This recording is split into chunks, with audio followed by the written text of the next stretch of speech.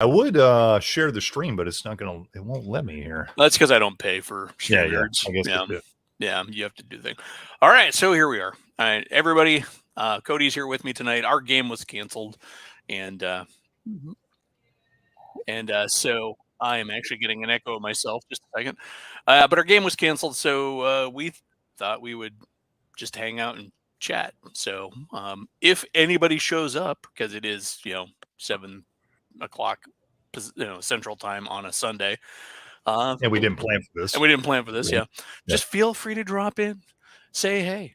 But other than that, I don't know how long we'll be on. But two gamer nerds chatting about stuff is always, I don't know, viewable. I do have some recent acquisitions. What'd you get? Got my copy of the BX Options book. Nice. This is cool. It's a class builder. I don't know if you're familiar with it, but everybody keeps telling me about it. I don't have it yet, but I've heard it's really, really good. So the neat thing is, when I bought it, I got the PDF and a physical copy, and it's a toolkit for building BX style classes, and keeping them within that framework. And it has a bunch of classes in it, which is neat. So if you wanted to expand your repertoire, but it also goes through and shows how to build the existing classes with the toolkit. So it's got like the magic user in there and stuff like that.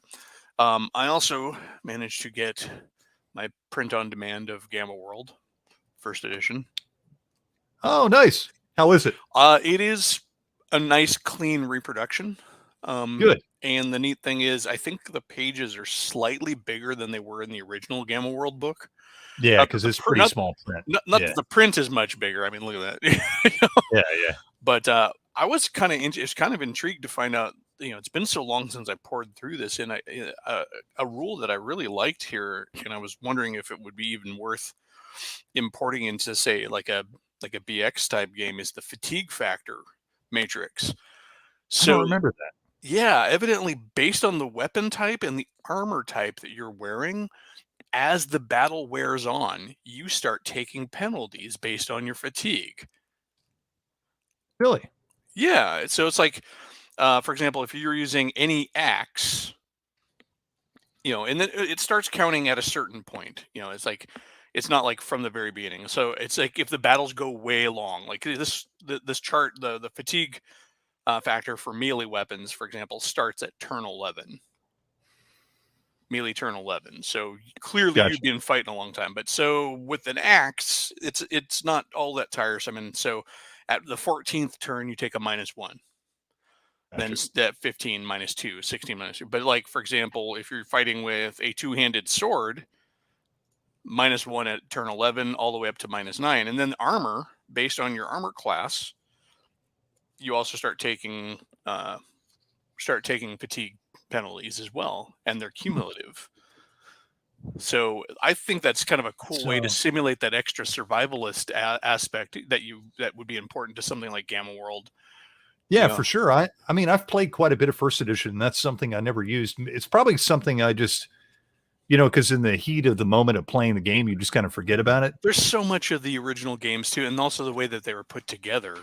It's easy to forget that. Like I remember, reading through the player's handbook for first edition recently. I'm like, that's a thing. I never played with that. Jesus Christ! Like first edition AD&D has so many elements to it that most people just don't even know are there, or just don't even play. Oh, we said first edition. We summoned Mage's Musings. Yeah, and Squirrel's here too. Yes, somebody said first edition, but yeah, and that's the thing. I mean, also there's a lot of folks like me who just didn't quite get initially that the box sets and AD&D were meant to be separate things, and just sort of played the box set rules and just kind of glommed on AD&D stuff. You're talking about like BX? Yeah, BX. Yeah. Okay. Yeah. And then of course I got picked up the Blue Book. Nice. That's actually a really good game. And I love feudal Japan, and this is a great way to get into it without having to necessarily invest in giant armies. I like the fact that it's more just like small combats with small folks. I have quite a few of the little Osprey miniature games. I think they're great little games. Like they're fantastic. Talked about that. It's just it seems to be their hey, if you have a game, come to us and we'll publish it and we'll put it in our little blue binding. Yeah, it's awesome, man. And then it's recognizable, and it just gets, all these different little visions of gaming out there. Like Zona Alpha is another one I want to pick up. I don't know. Do you have Zona Alpha? I don't have that one. That's the one that's is sort of based on Stalker, the Russian sci-fi Stalker, where you're going into, it's not post-apocalypse. Well, I guess it is sort of, but in a different way. You're going into contaminated zones and trying to recover things, and it's an excuse to get out all your crazy figures and terrain, and then have a bunch of gas mask dudes with AKs running around and stuff too. So cool. Yeah, I don't even think I've heard of that one. There's so many of them though. I mean, how many have they released now? Jesus. Well, the neat thing is they don't seem to be overly clingy about IP, because the guy who wrote Zona Alpha, which was then published through Osprey, has 2 supplements to Zona Alpha that are self-published. Yeah. Which is neat, because I mean, it's a company that's like, hey, well, we'll get you out there. Because I mean, face it, that's kind of how Joseph McCullough started. When he was doing his, Frostgrave and all of that. Like, hey, we'll publish your game, and then he just kind of spun off, and he still does stuff on his own. He's got his own fanzine for Frostgrave, and then he's actually got he publishes a lot of in his fanzine for Frostgrave. He publishes stuff that didn't make the edits of his books. So,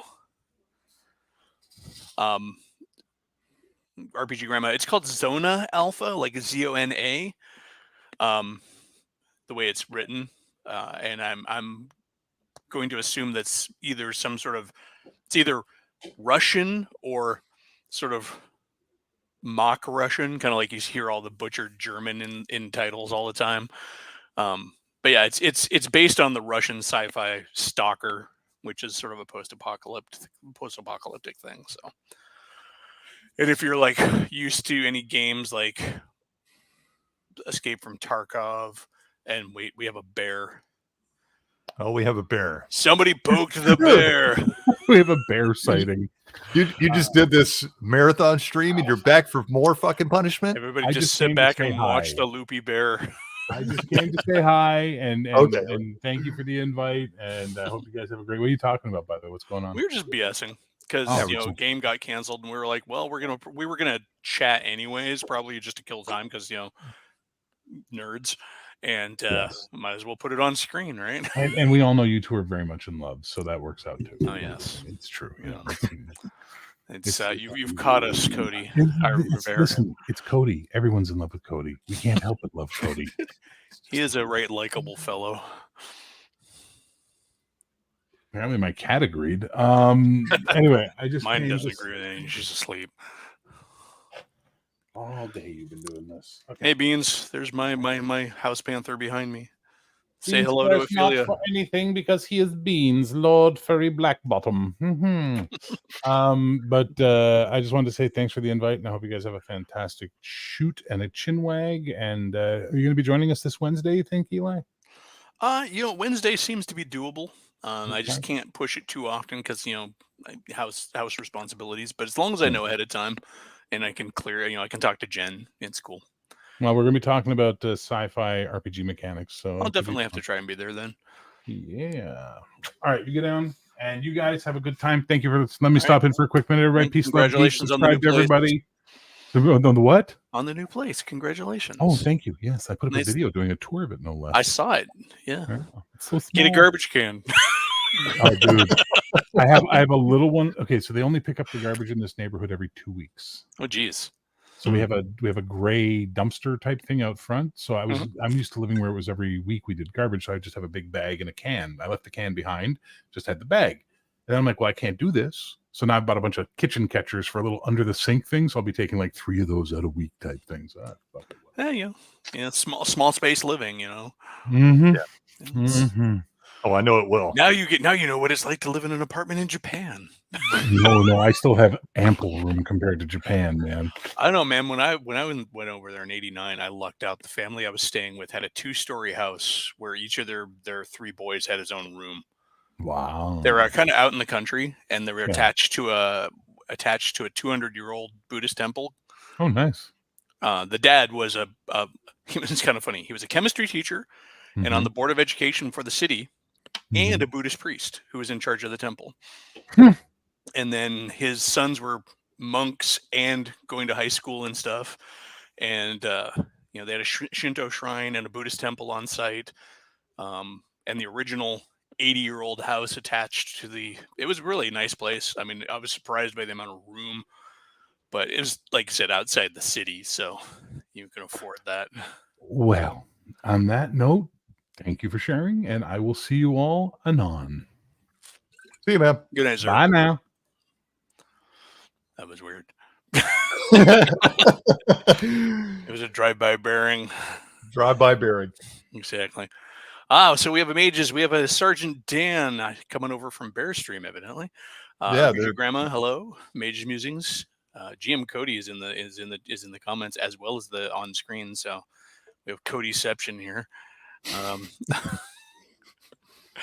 And we even have the old geek. I was gonna say, man, like he's up late. He's 6 hours ahead of us. So yeah, for sure. Well, he said it was his day got off home tomorrow, from so work. that's cool. Yeah, cool. Well, yeah. So that was my haul for the week. I mean, all three of them came in within like 2 days. So the only haul I got recently is this Star Trek Adventures. I bought that last weekend. Nice. And I bought some stuff online this weekend. All right, what'd you buy? So I fucked Games Workshop right off the bat, but they did do a reprint of Rogue Trader, first edition 40K. You pulled the trigger on that one. I pulled the trigger on that one without hesitation. So I did buy that. I guess it's on pre-order or whatever. I don't really care. I was just like, here, take my money, give me my book. That one really is pulling at me. I so want to order that. Yeah, I couldn't resist. And I also bought, because I'm playing a Bears Star Trek game, I fucking nerded out and bought a Star Trek uniform. Nice. So,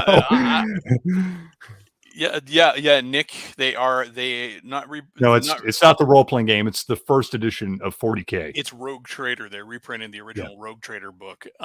It's they really need to learn how to use terminology, because they called it a print on demand, but it's really a pre-order, and then they'll probably print a number equal to their orders. Yeah. Because they keep talking, they put it in their print on demand section, and you keep using that word, but I don't think that it's kind of weird because they don't have anything on their website about it. And then it says I had to like refresh the page like 3 times before it popped up. And evidently you have to Beetlejuice that shit and just Rogue Trader. And I am really excited about the Teenage Mutant Ninja Turtles and Other Strangeness. Yeah. I was going to talk about that if you didn't. But yeah, go ahead. Yeah, no, I mean, I'm definitely going to talk about it because it's one of my favorite role-playing games. And even though I have 3 copies on the shelf, I think I'm going to splurge on that one. What's it really? Well, they're doing it in full color. Yeah. It's going to be hardbound. It's going to be a 2-book set that compiles the original game and all of the source books. It's got the 100% completely many exclamation points buy-in by Kevin Eastman. Yeah. And they're going to be new art, right? Yeah, new art. And there's going to be like some retrospective stuff from like a whole bunch of people in the history of TMNT, as well as they're going to have new content for the game in there too. As far as I understand it, there's going to be new content in the game. Oh, okay. Interestingly enough, at the same time, the guy who did that Mutants Next, which is sort of the spiritual successor to TMNT, has scored some sort of actual deal with IDW to do a source book covering the IDW run of Teenage Mutant Ninja Turtles. Oh, really? Yeah. So I didn't even know that. A game for that. Well, yeah, and when we were trying to find Palladium's post for the TMNT stuff, remember how it disappeared for a bit? I was wondering, because it's about the same time that the Turtles Next or Mutants Next came out. I'm like, I wonder if there was maybe a conflict or. I don't know. Yeah. So see you later, RPG Grandma. That was real weird because, well, first off, I got a little bit of insider knowledge on that. Oh yeah. So somebody that I know from Palladium sent me that link. And then I was like, oh shit. So maybe it wasn't actually quite released yet and they just didn't have it up for the general public. I don't know, but like they had a Kickstarter up and then they took it down because I couldn't view it either the next day because I was all excited about it and like telling you about it and everybody else. And then it wasn't there. And then sure enough, later on in the day, or maybe it was the next day, it showed up again. So that was a little odd. I don't know what was going on there. Oh yeah, Squirrel Hermit points out they're doing miniatures for the Palladium one as right. and there's gonna be stretch goals material. So who knows? I know a buddy of mine is a little hesitant because of their track record with the Robotech tactics and all of that. How they just didn't really deliver on the miniatures game they tried to do. Yeah, I bought into that. Yeah. Yeah, and but at the same time, I think with Kevin Eastman behind this, we're probably going to get a little bit more reliability. They did slap on there a definite ship date, so I'm wondering if part of the we'll make a deal thing, with TMNT and the media group that because it's I think Paramount or something like that actually owns the distribution for TMNT now. Yeah. Yeah. They probably had to give a very strong guarantee of release because TMNT is such a huge valued property now, such a high value property that a company is really not going to let another company screw around with their reputation like that. So possibly, but there might be different rights between the comic books and the movies and shows and stuff. I don't know how the rights are distributed and whatnot. well, the Kickstarter did have a little disclaimer by the media company on there, so it does look like there's some oversight, which is probably why which is where I was going with that is it does make me feel a little bit more comfortable backing it as opposed even with their Robotech Tactics Well, debacle. the other difference between this and Robotech Tactics is Robotech Tactics, they were depending on somebody else to make it. That is true. And in this case, they're making it and they already made it. The game's been out, so they're really just republishing and refurbishing old material, which is fine. And we know it's there and we know what to expect, right? I am curious, and you bring up an interesting point because the other doubt that a friend, the same buddy of mine put in there is he's like, are they going to fix it? And I keep hearing this about TMNT, like, what's the fix? But he also then followed that up by saying, are they just going to just flat reprint what came before, or are they going to reformat, re-edit? And I think it's fair to say that they're probably going to redo it a little bit because there have been 2 other iterations of the original TMNT stuff since the original TMNT stuff was published. It was published again and refined in Heroes Unlimited. Yeah.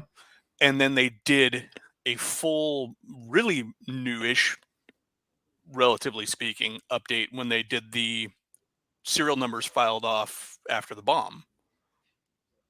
If you've not picked up that Palladium book, not only is it updated to kind of the newer standards of that you see with like the Rifts books and stuff like that, as far as presentation, they bring in some interesting combinations, concepts like having chimeric mutants, like you're a cross between 2 different animals, right? Yeah. Or they have like purebred mutant concepts where like you are multi-generational of this mutant and therefore get some sort of bonus, which I thought was really kind of cool.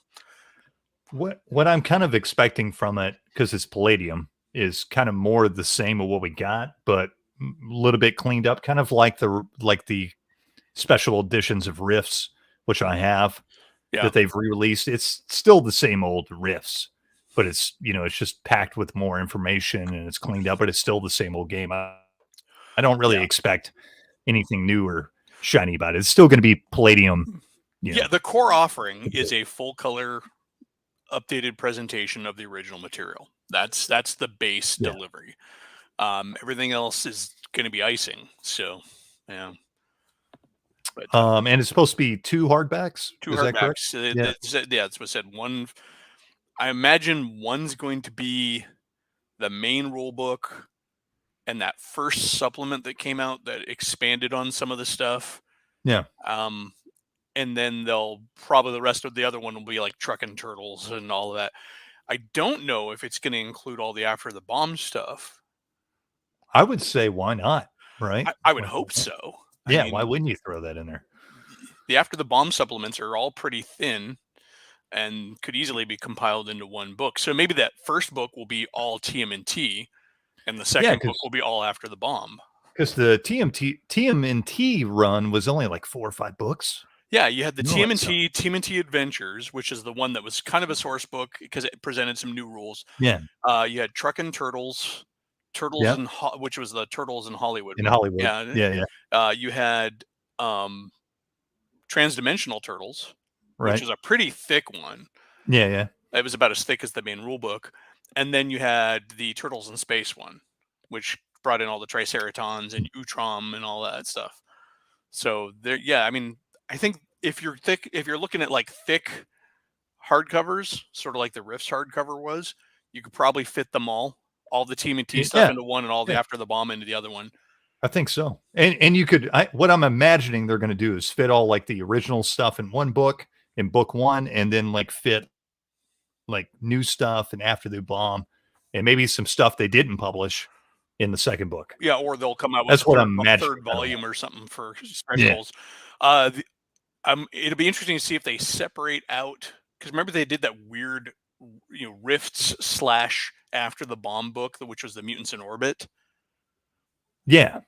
So that one, I wonder if they'll pull that stuff out and put it in the After the Bomb section, if they are indeed doing After the Bomb. But I don't think you could get. I mean, you could get 2 thinner books with just the TMNT stuff. But yeah, I would hope that they would do like one big book for all TMNT, one big book for. Let's see. So the old geek saying he never really got into the TMNT stuff because he never really made it over there. So I'm a bad geek and never really watched. Well, I mean, so TMNT fans come in different layers. There's those fans who remember it from the beginning, black and white indie stuff. And then there's the people who came on board with the cartoon. And I'm younger. There's the movie too. Yeah. So I'm younger, so I'm younger than everybody else in this community. So, I got into it with the cartoon, and then I grew out of it. But when I got about 11 or 12, my friend bought he bought a compilation of the Mirage comics. Yeah. And because I was still into comic books, and he's like, dude, you should check the big this hardbound out. ones.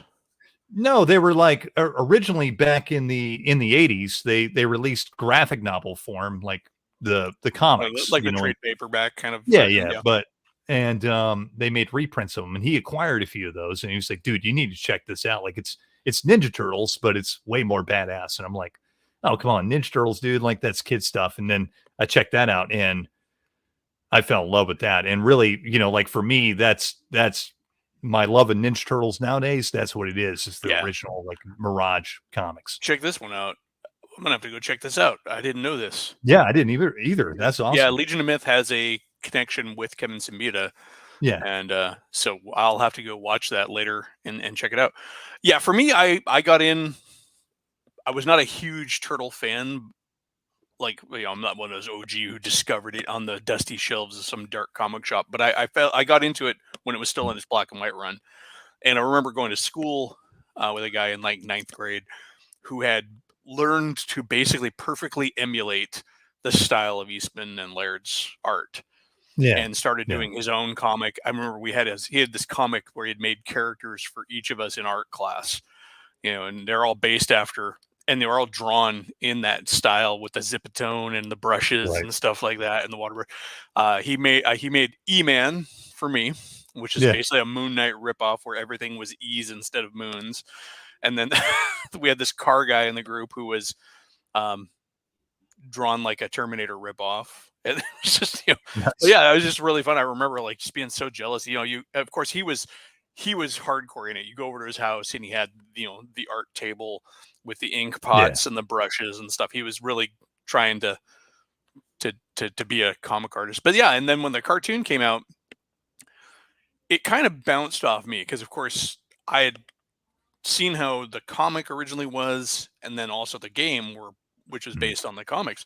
And I'm like, these aren't my turtles. They're silly. And what's with this multicolored bandana? I mean, nowadays the multicolored bandana doesn't bother me because, 4 individual brothers probably not going to want to wear a uniform. A bunch of teenagers, It's like even some of the more modern movie versions I like where they. Well, even like, so the cartoon is what it is. It's pretty silly, but like, I grew up with the movies too. I saw all those in theaters as a kid. But like the first movie's pretty in line with like the comic books. It's a lot darker film than like, and even the second one's okay. The second one, I mean, like I like them all, for what they are. Fun, but where they go, they're kappa. Like, I'm like, except for me, who was like totally into the Japanese myths at the time, I'm like, kappa aren't good guys. Well, it's also kind of cool. Want to suck your blood out of your ass, and Well, Turtles is one of those things, and I didn't realize it till recently because I have a nephew. I don't have kids, but I have nieces and nephews, and my nephew, all of a sudden, is like really into Ninja Turtles, and so it's like something I grew up with as a kid, and we can relate to. It's like, oh, you're into Ninja Turtles too? Cool, dude. And we, have we go out. Seen that newest Ninja Turtle movie, the newest animated one? I haven't seen it yet. Jen and I watched it, and it's solid. I really felt like I was watching, even though it had some revisions to update things a bit, like the Turtles very much depicted as they're even voiced by actual teens as far as I could tell. So they sound like teenagers, right? And they act like teenagers. And they made April a high school student instead of a newswoman, but she wants to be a journalist. So they're like, so it was actually really nicely done. And they have all these different mutants that are from the cartoon and the action figure line. But they make them fit. Like, they're pretty dark. So, and they left it open for a sequel, and I can't wait for that sequel because it was a really solid movie.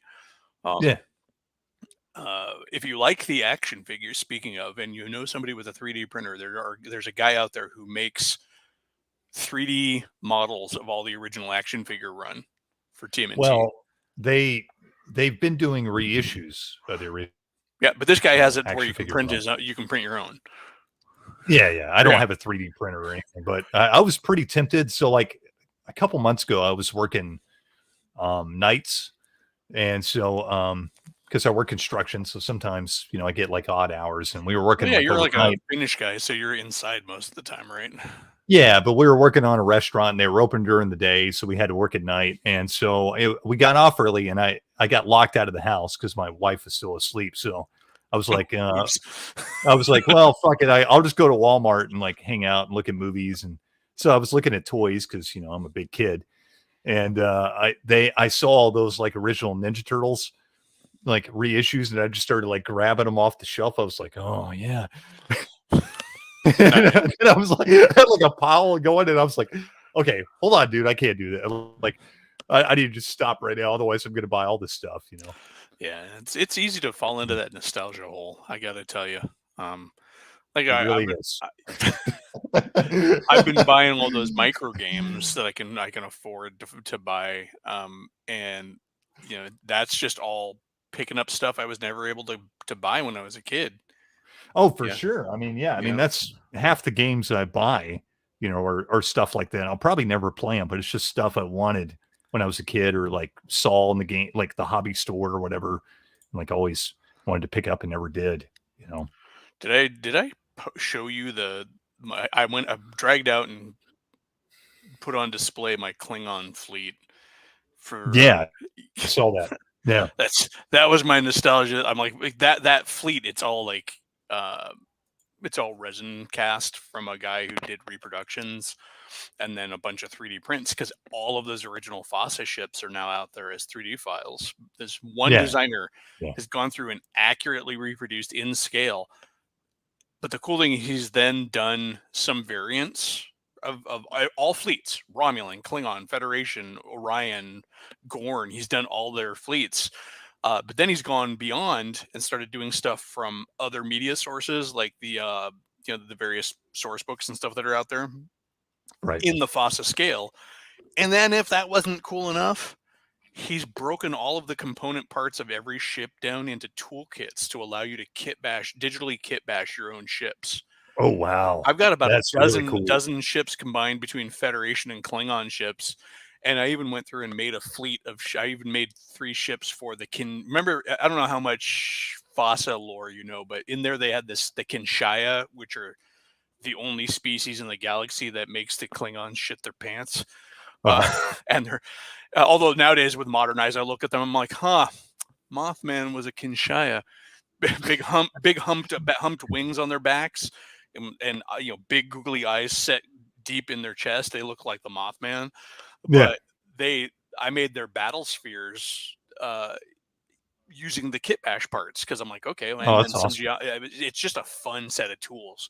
If Yeah. you've got a favorite ship that you've not seen a model of, you can make it. And the cool thing is, once you get into the toolkit, you can expand them up and shrink them down. You can change the proportions to keep them. If you can't find the right engine, all right, you can just shrink it down and make a small. It's just I had so much fun with that toolkit. That's amazing. I have a shitload of like the old like Starfleet battles Peter's ships, but the fact that you can like rearrange and different parts and stuff and make your own ships, that's incredible. Yeah, it's all the Fosso stuff though, so it's none of the actual Starfleet battle stuff, because ADB Emerald, they have their own thing. Well, then they're really good at protecting their IP. If you go online and try and find PDFs, for example, of any of their books, oh, I know, yeah, you're not going to find them, because they're kind of, I'm not going to lie, even though I love Starfleet battles, they're kind of assholes, for good reason too. I mean, like they're a small company and a small IP, and they have a loyal fan base and everything. I understand why they're so protective of what they do, but they are kind of dicks about it too. I did actually get in an internet fight with them once. Oh, I'm sure. If you want to hear the tale. So they don't sell a physical model of the B-10 battleship anymore, the Klingon battleship. You can only get it as a 3D printed model now, but they only sell it through Shapeways. Yeah. So Shapeways is a bracket anyways. So I went on to Shapeways to see what it would be priced out at a decent material with a decent level of detail, and it was like a $75 model. Jesus Christ. Yeah, and so I'm like, I got into it with them on Facebook. I'm like, why is this $75? And they're like, well, that's what it takes to make that. I'm like, no, it doesn't. And they're like, what? Yes, it does. I'm like, no, let me show you the model that I make that sells for about $32 and is every bit more complicated. In fact, I can even show a picture of it to you. Just let's compare. I'm gonna bring in some visual aids here. All right, so here's the B-10 battleship model. Let me see where it is. Okay, so the B-10 battleship. I'm gonna pull this up on screen so you can. So this is. I'm gonna share the screen. This is their model. So you know that Starfleet battles game ships. You're familiar with them, right? Oh, absolutely. Yeah. They're not super. I mean, just Star Trek ships in general are not super complicated, right? Even with all these shapes and stuff, we've got a bunch of flat surfaces and the like, right? Yeah. All right. This is the model that they say is a $75 model. Okay. Are you fucking kidding me? Yes. And now, let me pull up my ship, or my miniature that I sell for 32 US. Yeah, real quick, go into Alternative Armies, my business partners over in Scotland. Find my dudes. Where are they? The Yandrasi. This thing. Yeah. That thing is $32. It's in multiple parts. You can pose it. I also sell 6 different variants of it. So that's as much metal, if not more, because it's a metal model, than their printed. That's resin. Molds made and produced in molds. Yeah. And I can pull it off for 30. And they're like, no, they're like, I don't know how. Then blah, blah. I'm like, because that's how much models cost, dude. Your $75 printed model is ridiculous. And then they started going off, well, we do one mold for. I'm like, they're like, well, that's how much our molds come out to. And I'm like, what are you doing one mold for each part of the ship? Yeah, like, they're real. It's not how you mold models. It just I went back and forth with them on Facebook. It was hilarious, and they're just trying to talk. I'm like, dude, I know I make my own miniatures. I don't make them myself, but I know you understand business. the business. Yeah. But yeah, it was just funny. They're like, no. I'm like, no. Anyways, it was just funny because $75. I'm like, that could be a $25 model. 25 would be reasonable because it's a big ship, especially if it was made in lead. 25 in lead. Yeah. I would easily pay that. Lead and resin end up coming out to about the same cost too. Sure. Because I don't know if pewter models are kind of expensive up front because you need the vulcanized molds and stuff. Yeah. But once you have the mold made, you can spin them forever. And so you're long time. Where resin, everything you save in terms of material costs, you actually make up for in labor costs, because resin casting is much more labor intensive and your mold wear is much faster. With resin casting, you have to pour each individual mold, each individual molding separately. You have to hand remove it.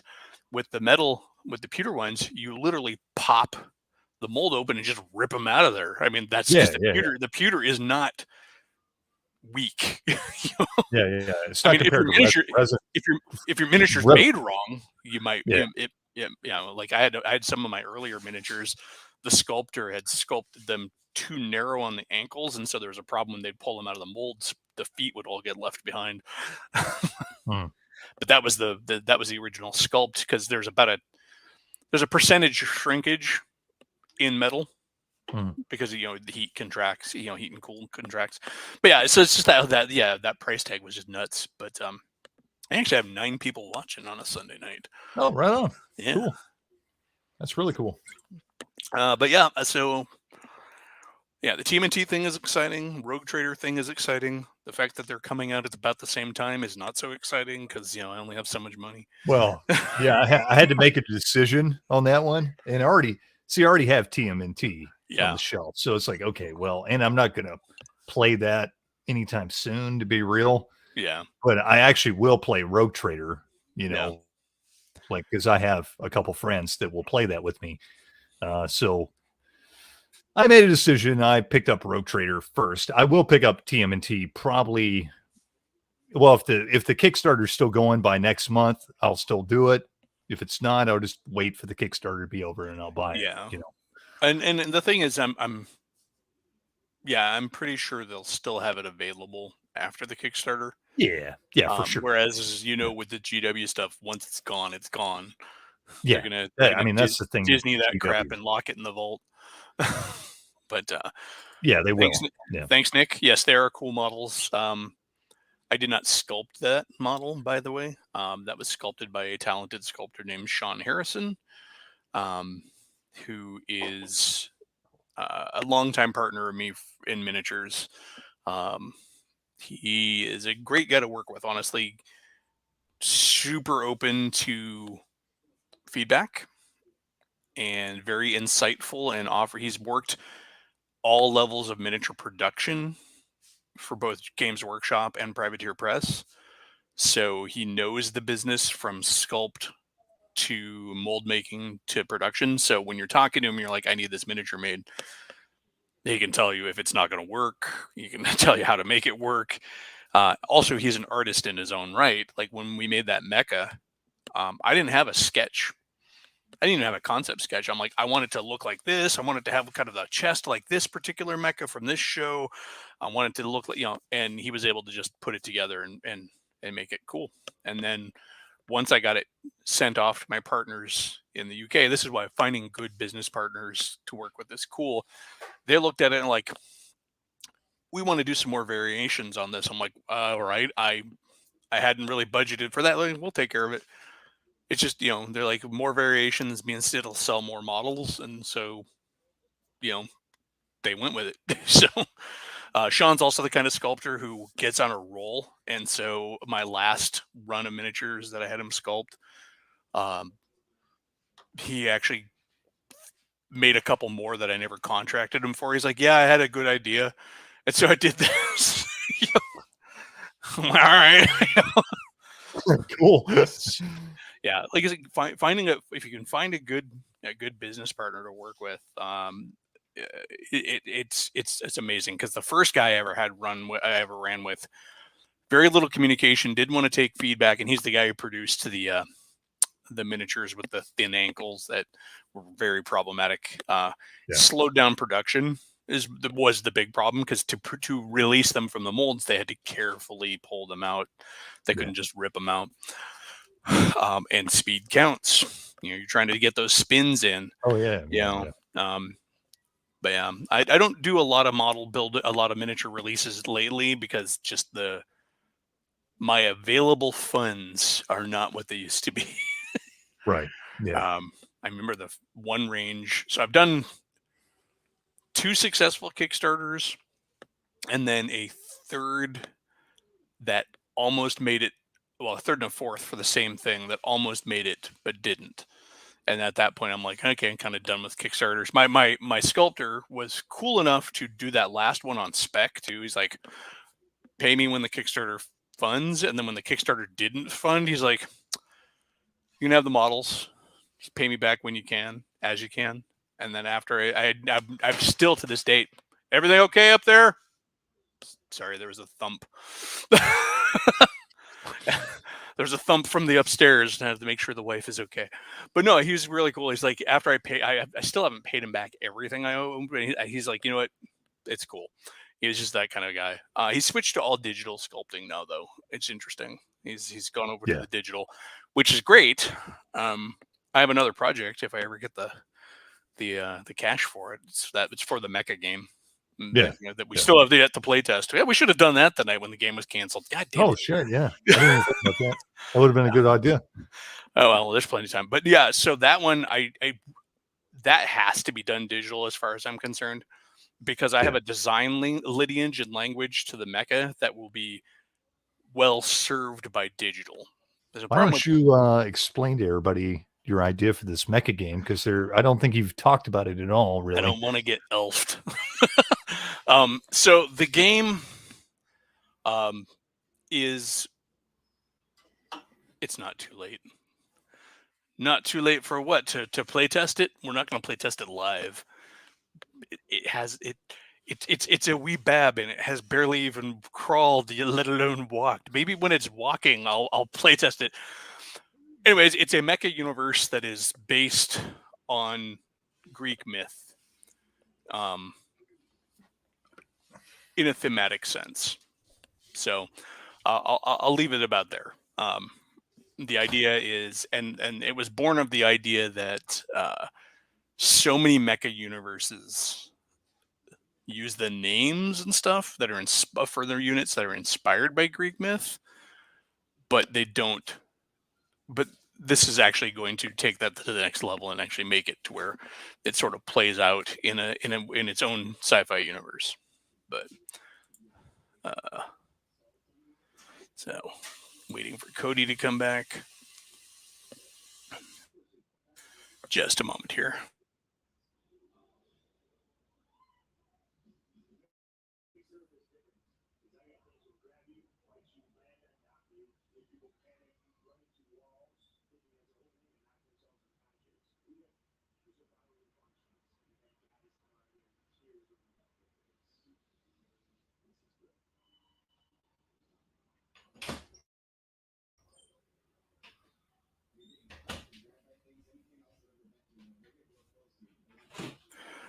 Oh, it's just updating the wife on what I'm doing down here.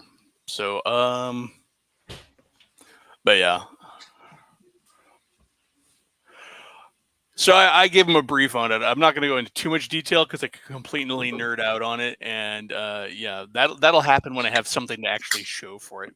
But the miniature design in digital is going to work really well because there's so many mecha that are going to be close to one another in appearance. Having to physically sculpt that for every variation would be a nightmare. But once you have the digital parts, you can create a catalog. And so you can bulk things up, add to, stretch, you can do all of that to where they still have a similar design language and they look like they're related. Very inspired by kind of how Gundam, when you're watching something like Gundam, both sides of the conflict have a language to their designs. And for the most part, they hold to it. You can look at a design, generally speaking, and know if it's like a Xeon or an Axis design or, like the Earth government designs. And so just like when you look at Macross, for example, okay, it's a Macross design and that's a Zentradi design. They, there's very little crossover and there's always that language within them too. So, yeah. Let's see. So here's a question. If you could turn an IP into a miniatures game specifically, what would you go with? Book series, movie, comic series, cartoon. What would you? That's a hard one, really. I don't There's have a anything lot to pick from. Yeah. I don't have anything. So the two things I've been like burning on for like a miniatures game is something. First off, something like old school 40K. There's nothing really like it. I want something like that, but that's less fiddly, right? And there's nothing really out there like it. So stylistically or rules wise? Both. Okay. I want something, but with its own unique universe and lore and the whole deal, but like something like that was that there's just nothing that was as fun to play as that, but also just fun to look at stylistically. Yeah. There's nothing that quite scratches that itch for me. There's things that are close, but there's nothing quite stylistically. The other thing is, and I know there's car combat games, but I want a car combat game that feels more like Mad Max. I know there's Car Wars and there's Gaslands, but that's not really Mad Max. I want something that is really Mad Max. Like nobody's really dived into that rat rod wasteland kind of vibe, right? And like where it's kind of like because in Mad Max they don't have they don't have machine guns like attached to the front of their vehicles and stuff because they don't have the ammunition for that. First off, right? That's kind of the cool thing about Mad Max. They got that's the thing. They're like low on gas. They're using like harpoon guns. They're like doing boarding actions. Mad Max has got like 2 shotgun shells. Even the most set up group, like we saw in Fury Road, where you had the 3 cities, Gastown, Gastown, Bullet Town, and wherever. There were this triad of cities. Even with all of that, they're still not running around with a ton of gun-armed vehicles. Though the head guy from Bullet Town had a twin 50, yes. Yeah. But it he's was from rare. Bullet Town. Yeah. So I think like a real true kind of like Mad Max experience car combat game for me, just personally, sounds really cool. Maybe even like a little bit of kind of that Gorka Morka thing where you can like get out of your cars and do stuff with that. And I think that any true Mad Max game would benefit from that because it would allow you to have those asymmetric fights. Yeah. Your road warriors versus a settlement on the ground. Or getting knocked off your vehicle and then trying to steal somebody else's vehicle. How often in the shows do we see somebody jump from vehicle to vehicle that's what I'm saying. do all that weird, like, swashbuckling stuff on top of vehicles as they're trying to Right. I think they could be a really cool game. What kind of scale would you put that at? I think I'd probably do it in like 20 millimeter, only because Hot Wheels are kind of that scale, 1/72nd. Hot Wheels technically are supposed to be 1/64th, but they're also scaled to the package. So Yeah. that's about where Gaslands went also, and that's a good one because obviously plenty of people support it. It's Well, also and you can use Hot Wheels, right? Yeah. that's also what Dark Future did when Games Workshop did Dark Future. They scaled it to they went 20 millimeter, which kind of works for that. What I have some 1/72nd scale guys, and they look pretty good. Yeah. It's My close Gasland enough. vehicles. 20 millimeter. Yeah. Yeah, I do have some Gasland vehicles that I spent a lot of time kit bashing. I don't have pictures, or else I'd pull them up. But that's a good one. I think that would be fun. I can't say I know. I believe that there was in one of the Gaslands fanzines, because there's like they have that periodical that comes out every so often. I think there was a basically a variation on the game to play the Road Warrior type stuff. Outside of the arena. I can't say for sure.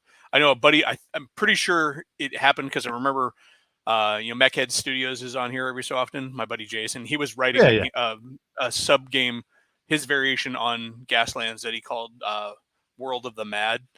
And it was supposed to be what's going on in the rest of the world in Gaslands, because Gaslands kind of has that Judge Dredd concept where you've got settlements and then wasteland. So, well, it's basically just a ripoff of Car Wars. Yeah, right. With you get to go to Mars if you win. Mm-hmm. But there's which again, don't get me wrong, I love Car Wars. I love Gaslands is a really good game too. But I would like something more true to the Mad Max feel as well. I would that'd too. Be really cool.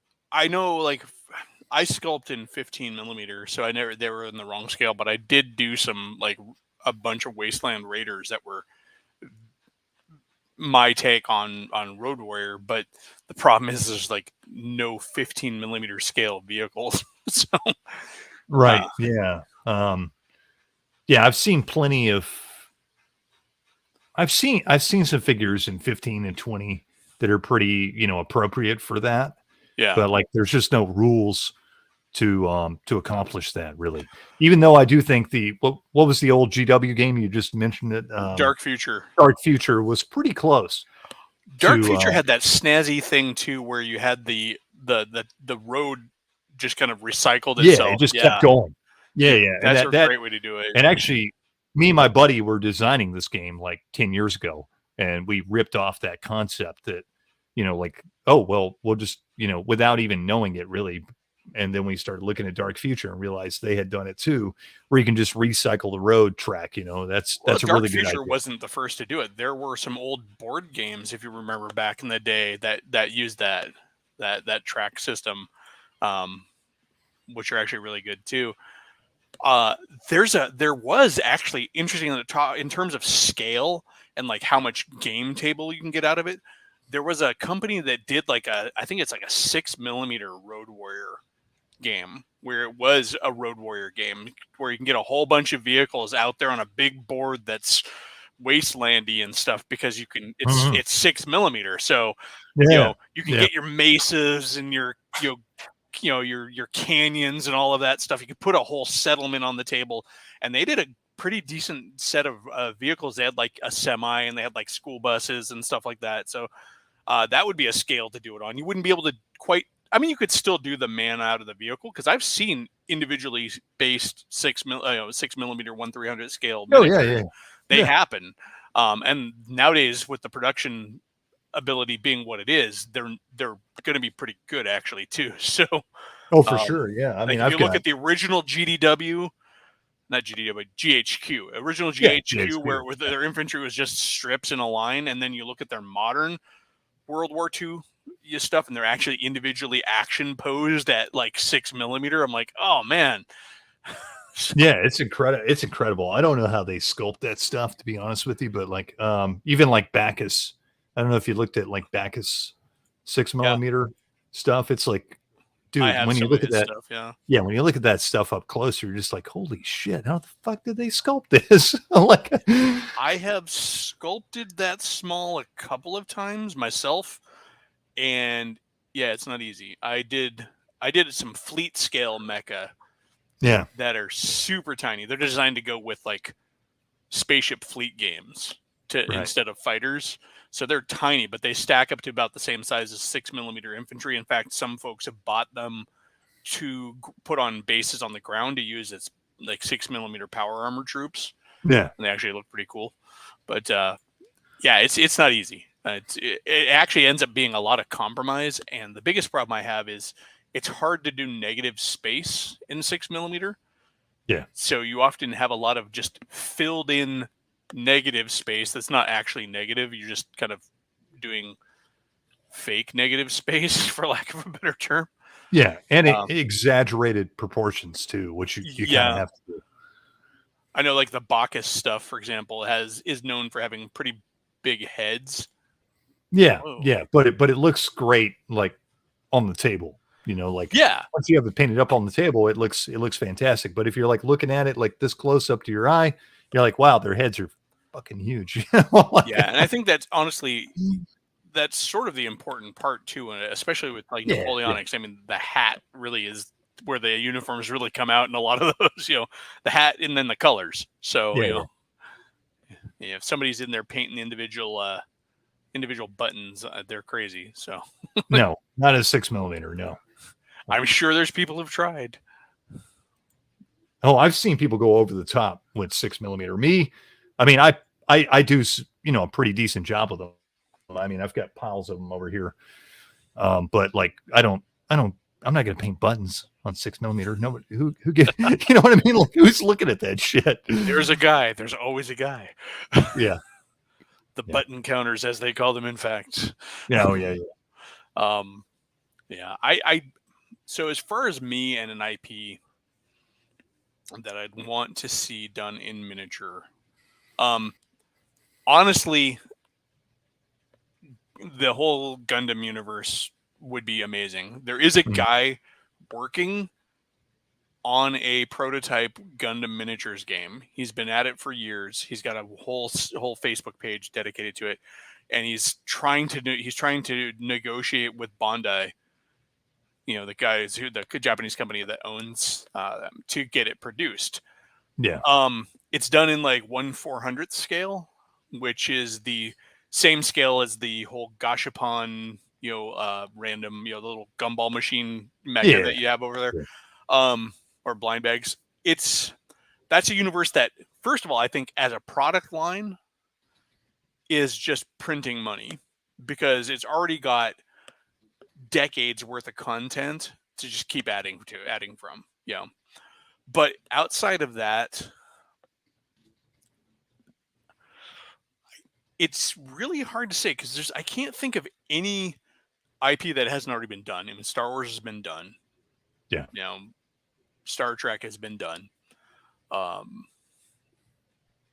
The other one that I think is just screaming to be turned into a miniatures game is Rifts. Yeah, Rifts, or the other one I was going to mention is Gamma World, something like that, like a kind of the sci-fi kind of fantasy, science fantasy kind of like setting. I think would be really cool.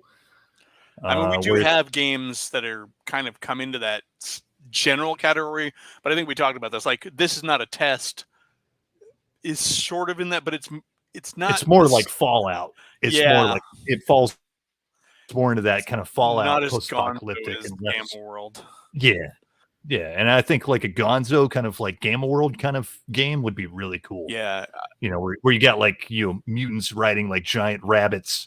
Or those cacti that are mounts. Yeah. Or like, you know, and you got like dudes with like mutants with muskets, but you also got like a hover tank. Yeah. You know, just a weird mix of shit. You know, that'd be awesome. It's got the building blocks for factions too. Because you would have what you would do is you'd build your generic force building, and then you could have it to where you could also then build a framework based on one of the brotherhoods in there. Yeah. Because they have all this different, secret societies and stuff there that have different goals, which could then give you access. To put it in kind of Games Workshop terms, right? You have your generic Space Marine army list, and then you have your Blood Angels and your Space Wolves. Yeah. And so you could do that. I would say if you're gonna, I'm always a proponent for shrinking the scale down. Everybody always wants to do the big 28 millimeter stuff, but I think in a lot of senses that loses you easy access to some options.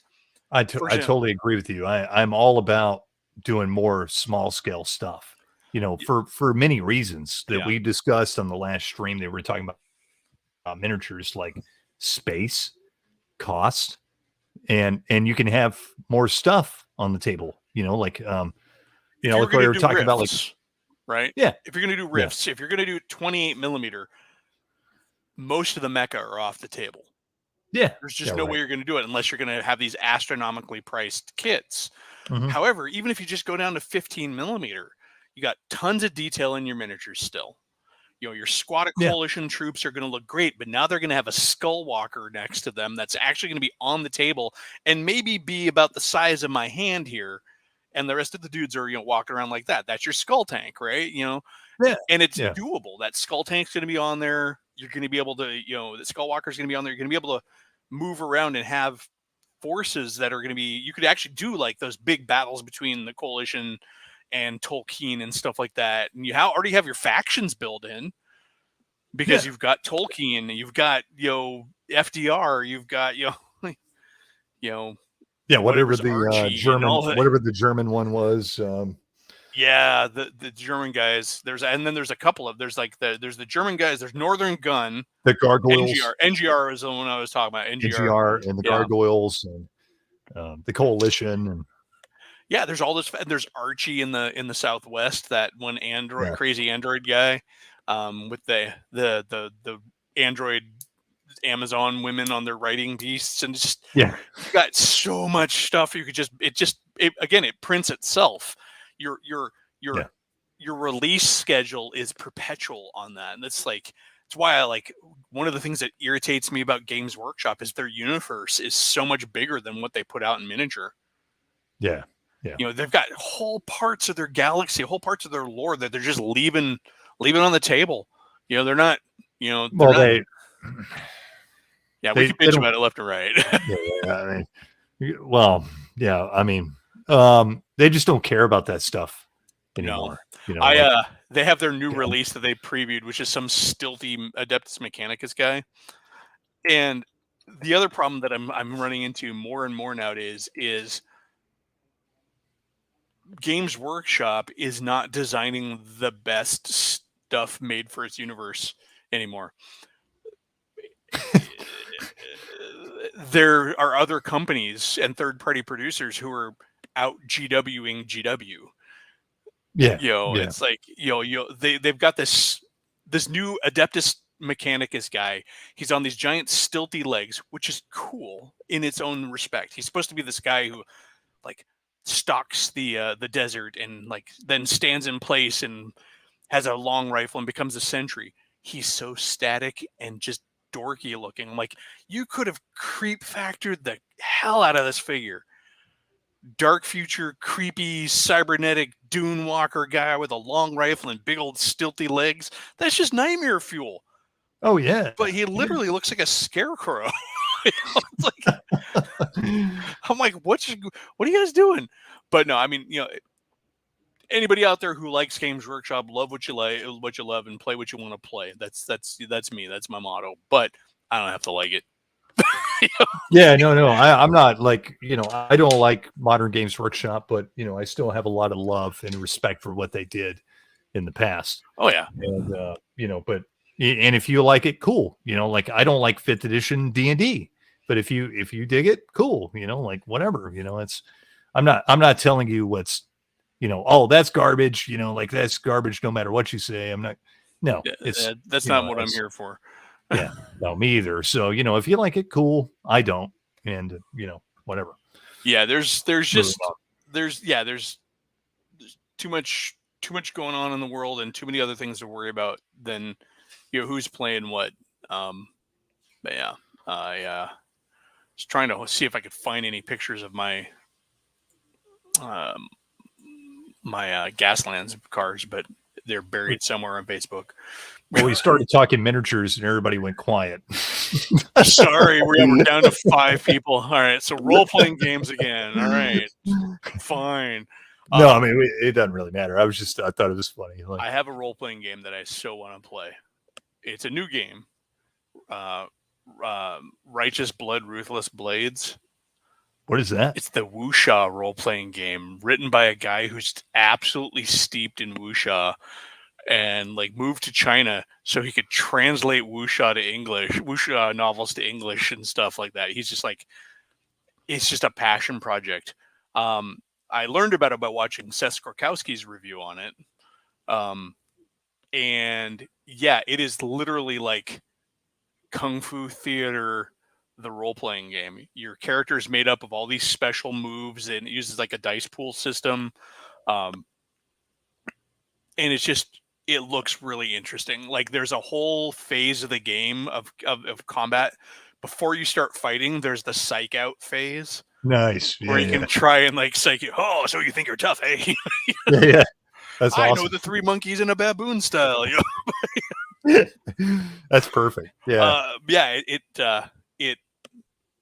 It looks really cool. And it's one book. What's neat is the book itself it's funny. It kind of pulls a Talislanta. It's there's no magic in this book, but there is a martial arts technique that allows you to pluck the string on your lute and send a concussive wave that'll cut through people's shields. But no magic. It's all martial arts. So there's enough in the game. Well, Talislanta is the whole no elves, but we have elves. Yeah, but there's a magic system. I was just more pulling the fact that they say one thing, but they absolutely do have it in there. Yeah. There's only 12 different races in Talislanta that are just like elves. Well, yeah. I mean, I made that comment on my Talislanta review that there's no elves, but there are elves. There's no dwarves. Yeah, and of course, Righteous Blood, Ruthless Blades doesn't have magic, but they have the ability to punch a hole in a stone wall. Yeah. Or swing your staff and deflect arrows, or run across the tops of trees. There's an airwalking ability in there, but it's martial arts, right? Yeah. But the neat thing about that is because all those little things do exist in there, you could easily spin it off into. I can't remember the name of it, but there's the fantastic cousin to wuxia. Wuxia is supposed to be sort of the pure martial arts type one, and then there's a Xingxia or something like that. I'm probably butchering it, but it's the fantasy version, and you could easily write fantasy stuff for Righteous Blood, Ruthless Blades by just coming up with a monster concept and just giving it martial arts techniques that simulate those powers. You want a hopping vampire? Cool. You could write one up. You just have to give it, because there's 250 martial arts abilities in the game. It's got an insane collection of martial arts abilities. But yeah, I picked it up. I've read through it once. And I've watched Seth Skorkowski got 2 videos on it. He's got a video on the game itself, and then a video game on a playthrough of one of the sample adventures that comes with the game. And what's the name of the wuxia game? It's called Righteous Blood, Ruthless Blades. I will find a picture of it and pull it up here so you can see it.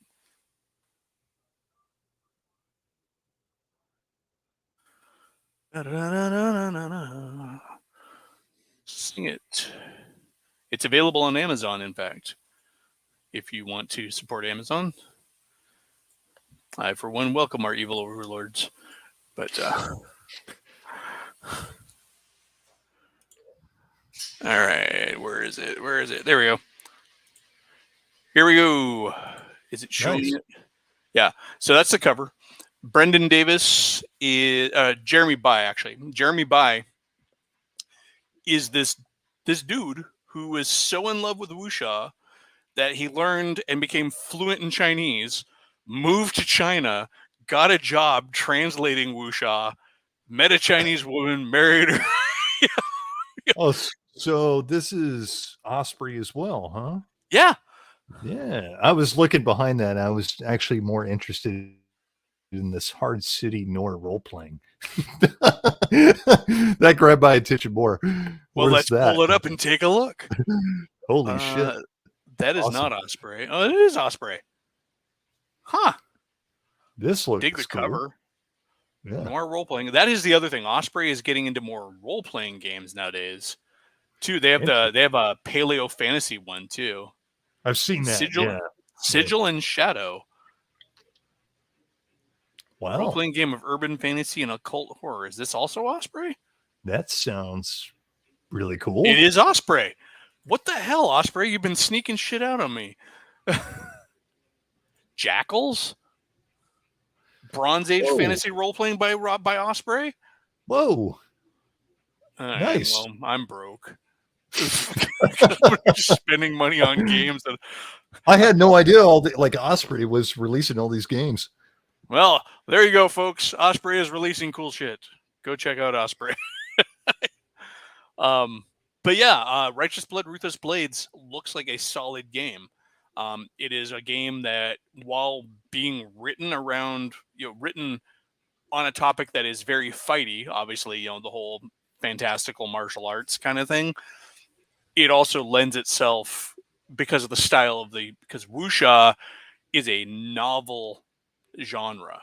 It's a genre of writing in China, not just the kung fu movies that we're used to, the wuxia movies. There's tons of role play opportunities in those stories, in those universes. In fact, if you watch something like Crouching Tiger, Hidden Dragon, or whatever it was, I always get the two parts reversed. That's a wuxia movie. House of a Thousand Daggers or House of Flying Daggers. That's a wuxia story. They're both movies based on novels, and in those there's tons of role playing and story and mystery and stuff. DBZ has an RPG, if I recall correctly. I don't know if it's in print anymore. It came out in the 90s, I think. Yeah, they made one back in the day. It's about the same time like the Armored Trooper Vodums, the Bubblegum Crisis, all of those sourcebook / RPGs were coming out. If you can find it, and I'm pretty sure it's available on drive-thru, you could probably do a fair representation of DBZ by picking up the old White Wolf Street Fighter RPG. Probably. Which I have played and actually found it quite fun. So, because you can also make up your own martial art in that game by basically buying moves, and then you make a fight deck that when you go to fight each other, instead of just always rolling dice, you're also laying out your moves as card based, and then you roll based on that move. We actually, my GM back in high school, we made a Dragon Ball Z role playing game and spent, of course, this is when we were in high school and we got all this free fucking time. And we made it. I mean, dude, it was like exactly like the show, and it was almost too true to the show. It was too true to the show, but it was exactly like the show. It was pretty fun, but it was, it got boring after a little bit because it's the same damn thing. Our campaign ran for a short time, but we were kind of inspired by a Japanese animation called Saint Seiya. I don't know if you're familiar with it, but in Saint Seiya, there's a lot of questing and adventuring that goes on between the arena fights, and that's sort of how we played our Street Fighter thing.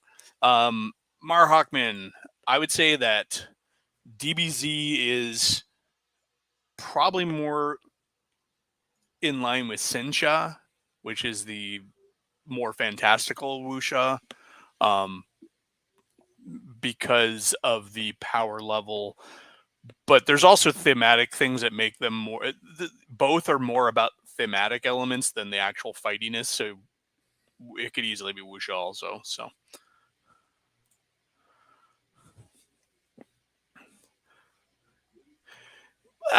Magic outfit to get powers is so in Seiya, I don't believe they actually get their powers from their outfits. The outfit they have their powers, but then they power up through their outfits.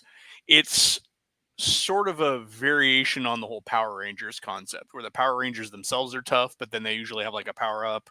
It's that whole Sentai, Kamen Rider kind of thing. But yeah.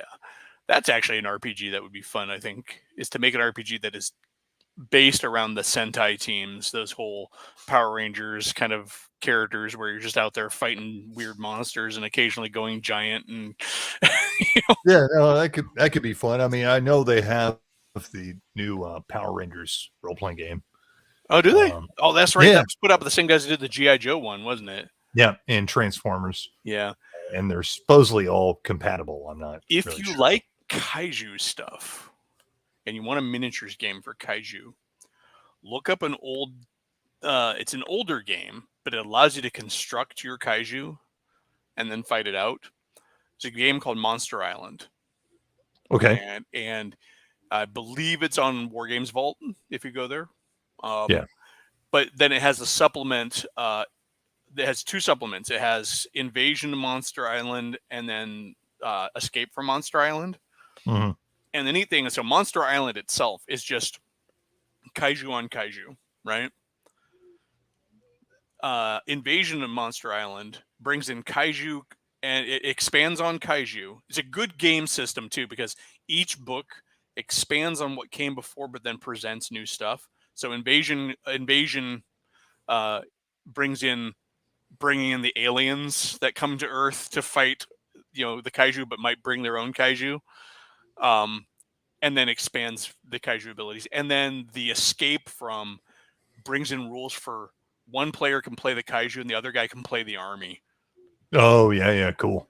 And it's really cool. And I always thought that it's weird because like when I was back in the day when I was trying to get my friends to start to get into this, because the neat thing is about it is you could use any monster you want. You can just go get like a Reaper figure or something like that. Yeah. Pick up a Tarrasque and just stat it out. Or like I've got this dragon turtle from Reaper who's up on his hind legs. I mean, he's totally a kaiju, right? If I put him in with some 6mm or 3mm vehicles, I always wanted to build the army. They're like, you can make any monster you want. I'm like, yeah, but I'd like the idea of having like the rows of tanks out there. And I was going to go buy like circa 1950 some odd tanks. So it always looked like the Godzilla movies and stuff. And I remember there was a big mobile communications vehicle for the old Battletech range. I had a big radar dish on a trailer pulled by a semi. I'm like, that's going to be my like, because one of the things you could get when you're building the army was your super weapon, because there's always the super weapon in the Godzilla movies, right? I'm like, I'll have that as my super weapon of a giant ray. That awesome. But it's a fun game. I played it a few times, and the fact that it was expanded on and so constantly grew is nice. Let's see.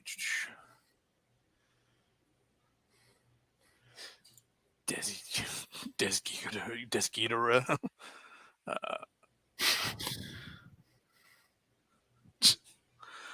Mara Hockman. So yeah, kaiju games are good. Actually, I very much wish I could digitally sculpt. If I could digitally sculpt, I would be dangerous. But I need a much more powerful computer and time to learn software. Yeah. I have this vision for a Patreon release, and that has a game that goes with it. And like every month, you get 2 kaiju scale figures, some assets for the army, and then some terrain pieces. Nice. And like every month you get more. And sometimes it'd be like a kaiju and another kaiju. Sometimes it might be a kaiju and maybe like a super robot, like Shogun Warrior type style character. Right. And then sometimes it might be like the mecha version of an earlier kaiju that we made. Because have to have your Mecha Godzilla if you're gonna have your. Oh, sure.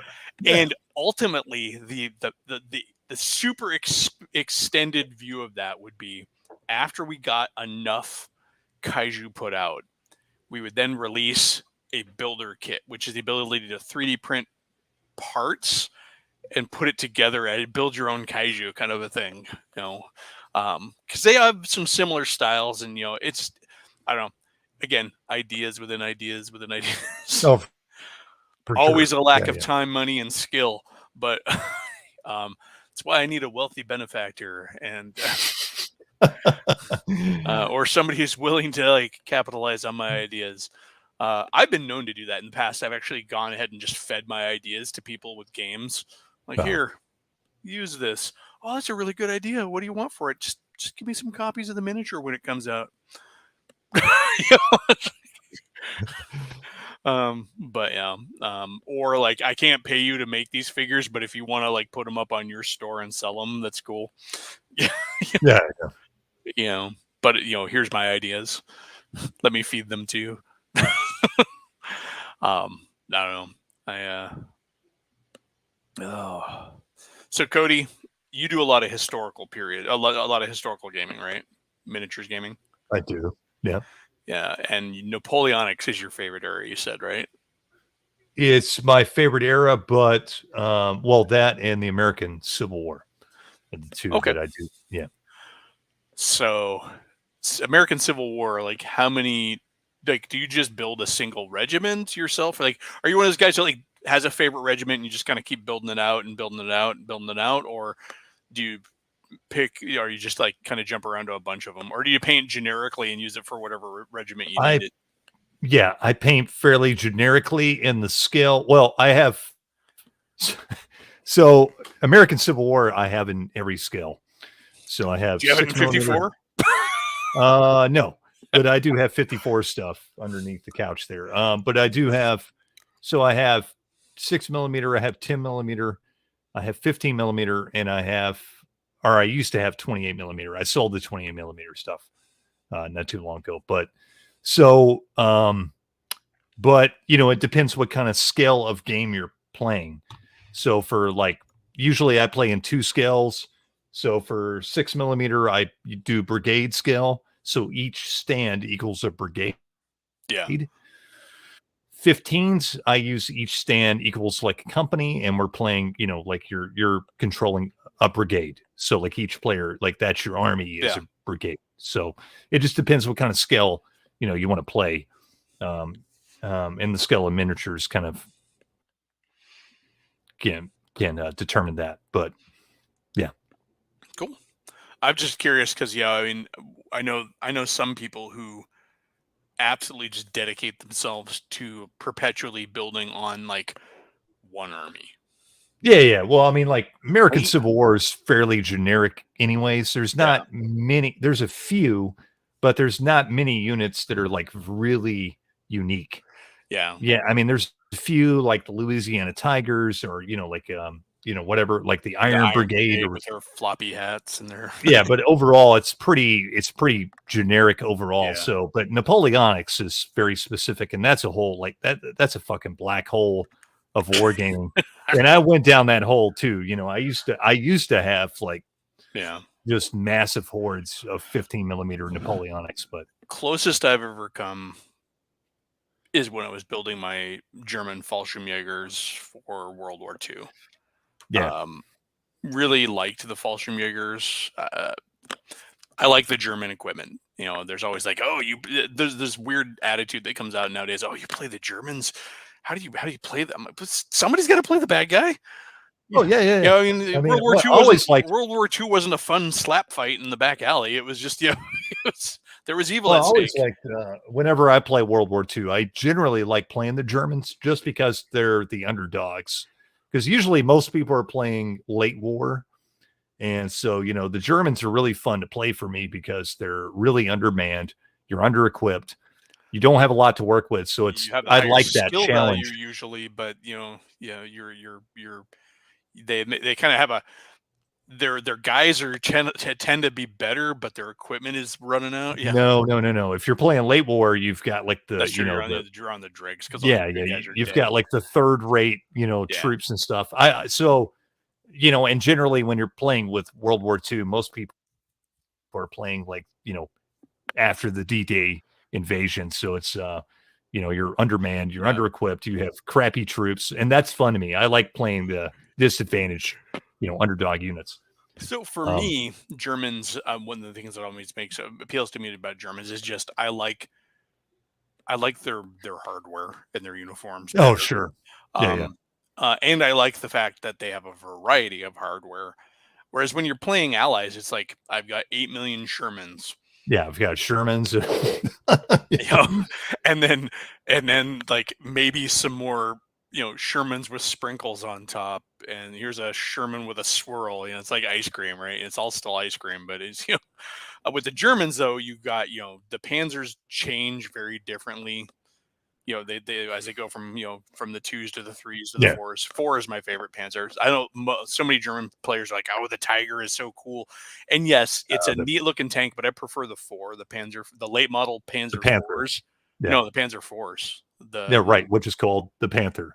Well, I'm talking about so you had the 3, the Sturm. No, I'm not the Panzer, not the Panther, the Panzer, the actual Panzer 4. Right. No, I'm sorry. You're right. Yeah, no, the Panzer 4. Panzer's the Panzer 6. The Panzer 4 I really like is the one with the skirts on it. Yeah, the long barrel with the skirts. Yeah. No, I'm sorry. I got confused there for a minute. No, you're right. Panzer 4 is distinct thing. Yeah. The late war Panzer 4 is the one that I really dig. It's just got it's got a very interesting. I do like the Panther. The Panther's a neat looking tank. I was really cool is I found somebody who was doing models for the designs that never got produced, like the E-series tanks, the Endilking tanks and stuff like that. And the Germans were almost ready to get like the first armored personnel carrier. They had this thing called the Katze, which is like basically a half track that they decided to put on full treads instead. And it was still open topped, but it was getting there, just almost to that APC, But I got a whole swarm of Fallschirmjägers, 15 millimeter Fallschirmjägers. I was painting over there about a year ago. I was going to do a campaign of the fictional invasion of Britain. Oh, nice. That the Germans planned on doing. So basically, the reverse of D-Day that they planned on doing, but never.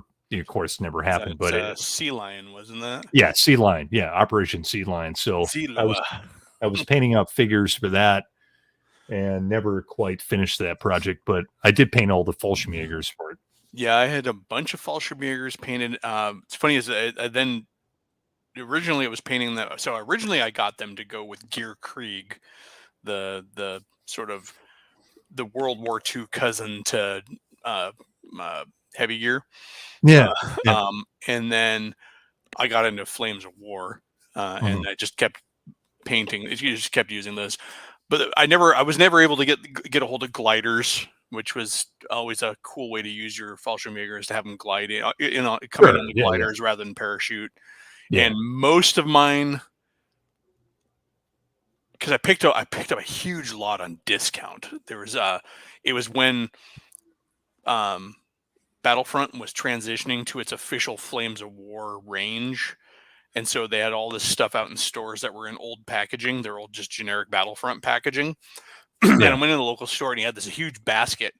He's like, all that stuff's like 75% off. He was just like clearance. Big unit packs where he had basically like a full platoon in a blister pack. Yeah. And I bought like all the Fallschirmjäger stuff I could find, but they were all the ones carrying the bolt actions and the SMGs. I didn't have any of them that had the Sturmgewehrs, the Fallschirmgewehrs, that weird bullpup gun before bullpup was a thing, which is really neat.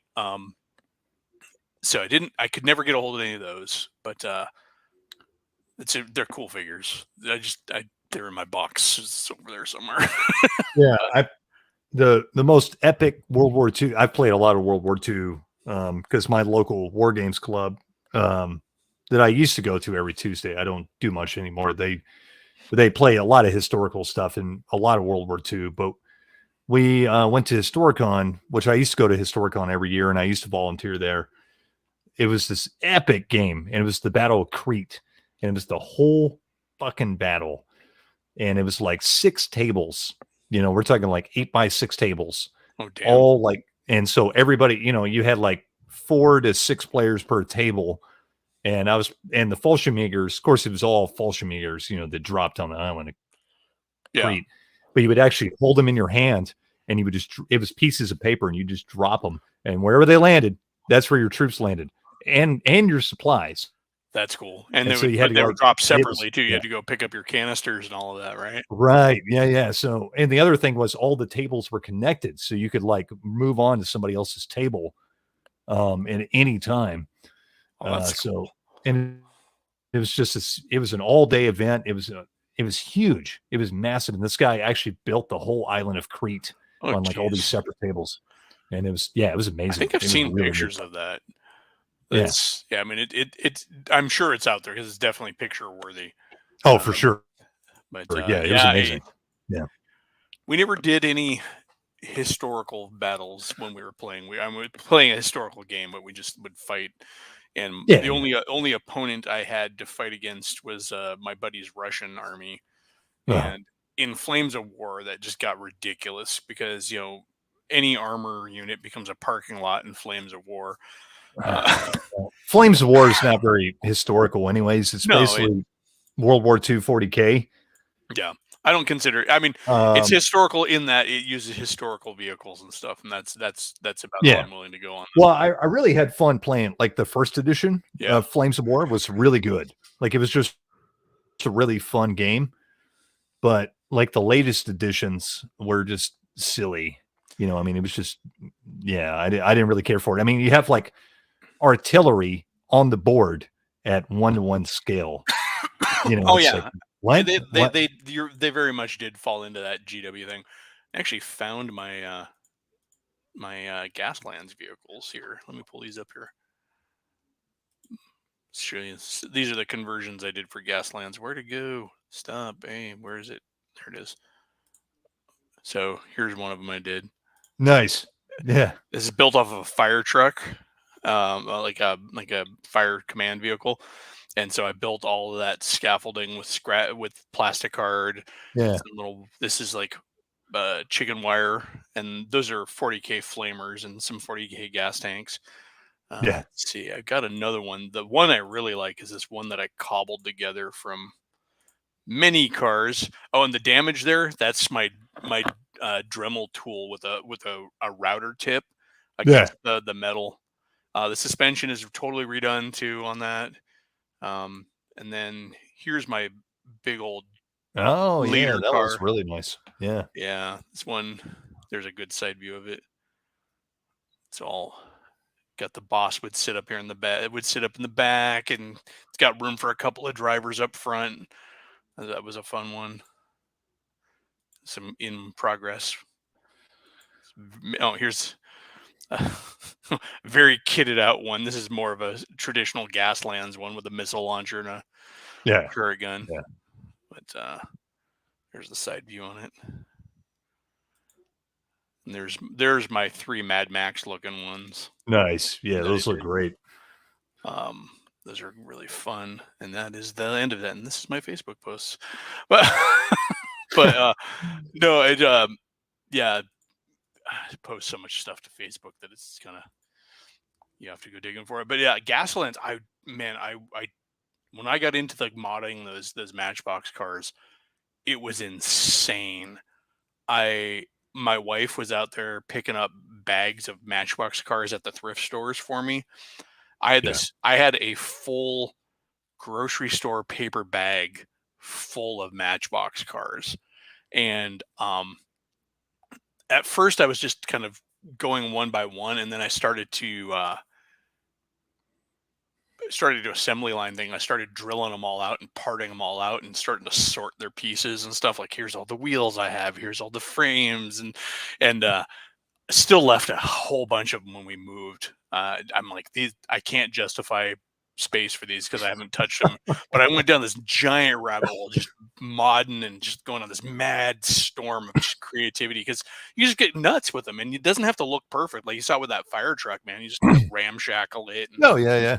yeah, it was just super fun. And then my kids got in on it too. My youngest made a car. It was kind of fun. Or I helped them make a car. So that was cool.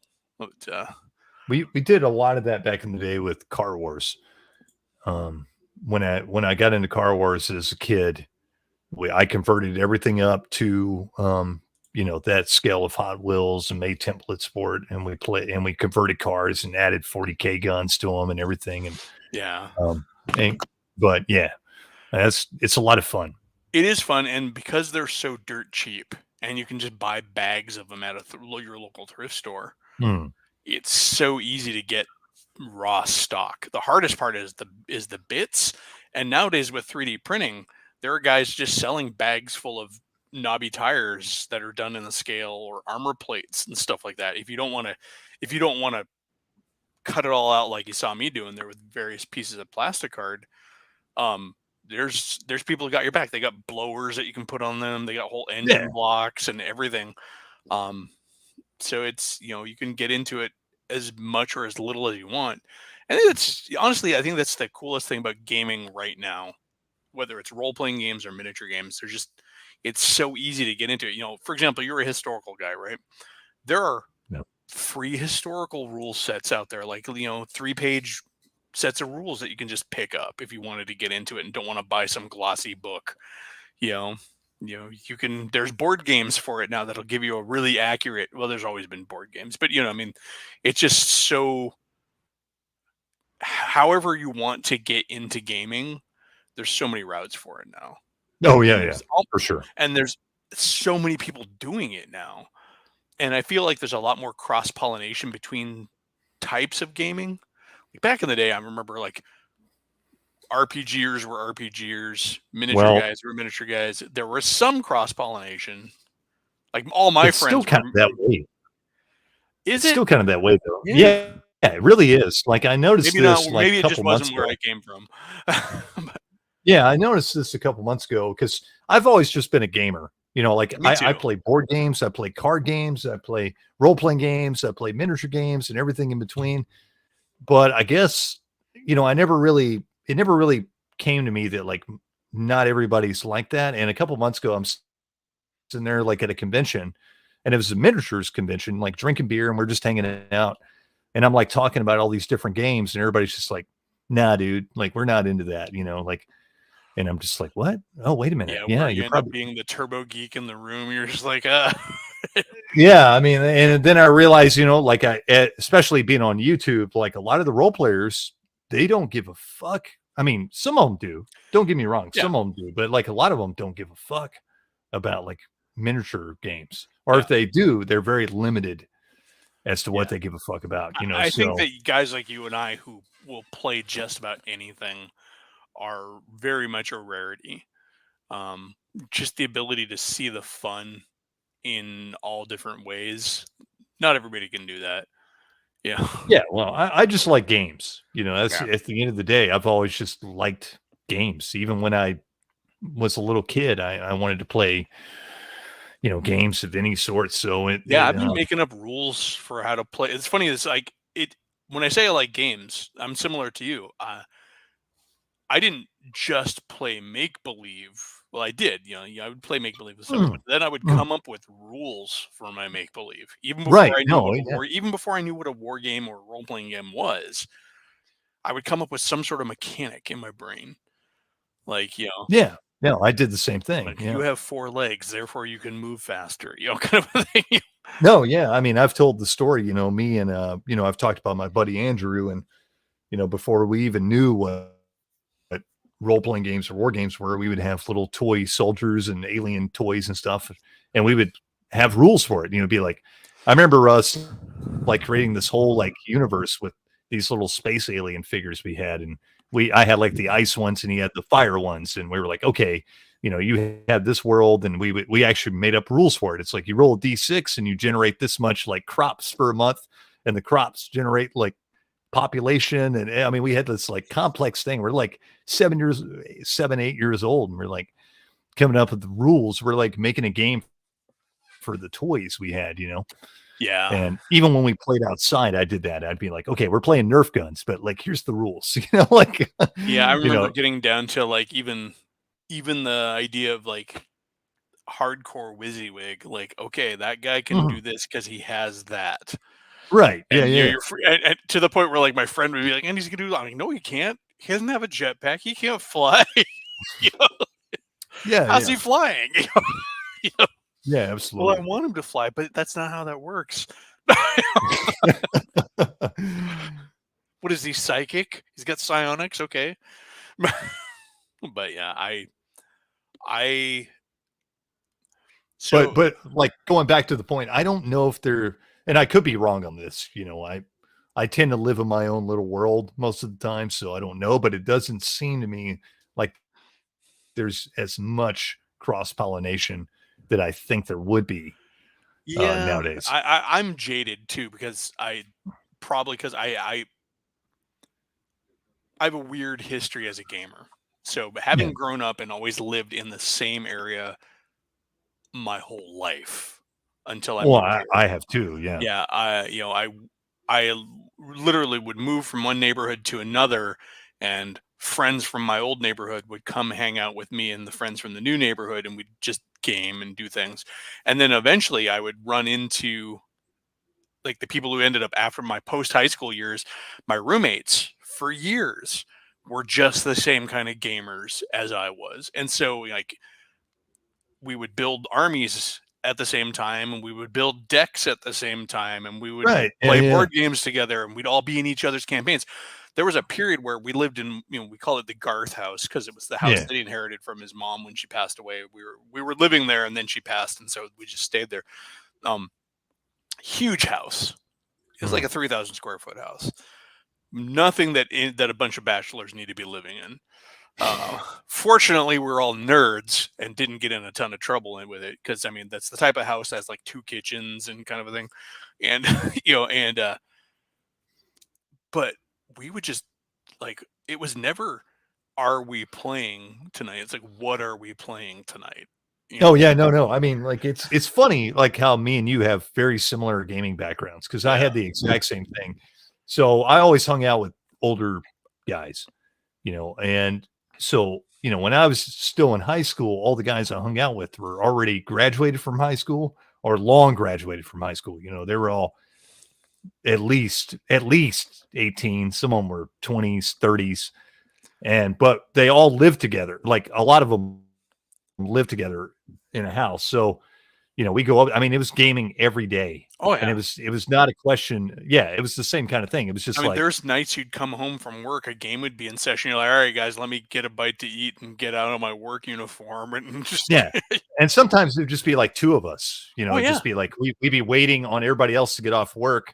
I remember for many times we had a whole campaign going where it's just me and we had one guy that would usually GM. I GM too, but it was usually one guy that was like the main GM. And, because I was a high school kid and it was summertime, I was out of school, so I had nothing to do and hanging out over there. And for whatever reason, he had a lot of time off and everybody else was at work, or maybe he worked different time or something. And he was just like, Cody, you want a game? And I'm like, sure. So we started like a whole Rifts campaign, just me and him, while everybody else was at work. And then everybody would come home and we played D&D. But we had this like whole Rifts game going on for like 2 or 3 years, just me and him.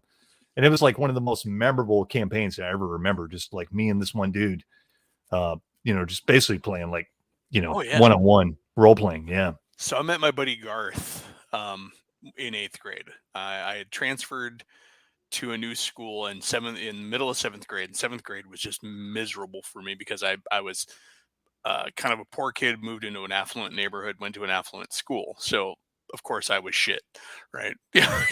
And I got in a lot of fights and stuff in 7th grade. And then in 8th grade, I walk into art class and there's this guy sitting there drawing the Thing. He's drawing Ben Grimm. And I'm like, you like comics? He's like, yeah, I like comics. And so we started hanging out. He was the TA in that class at the time. And then became best friends, like throughout high school. His dad was the superintendent of the district, I found out later on. But And he and I started playing D&D together, and we also got into the Marvel game. And our Marvel campaign, like the first summer after I met him, I went over to his dad's house because, you know, children of the 80s, divorced parents, right? And I remember hanging out on his back deck, just laying in lounge chairs, doing one-on-one gaming, like just off the cuff, just like playing Marvel back and forth. And we'd play all day, and we'd go to sleep, and we'd wake up, eat, go back to playing. You know, and it was just so awesome. Yeah, It was just him and I, though. Again, you know, we were running each other's characters through scenarios, and we'd get bored with a character, and we'd bring in another one. And we had that.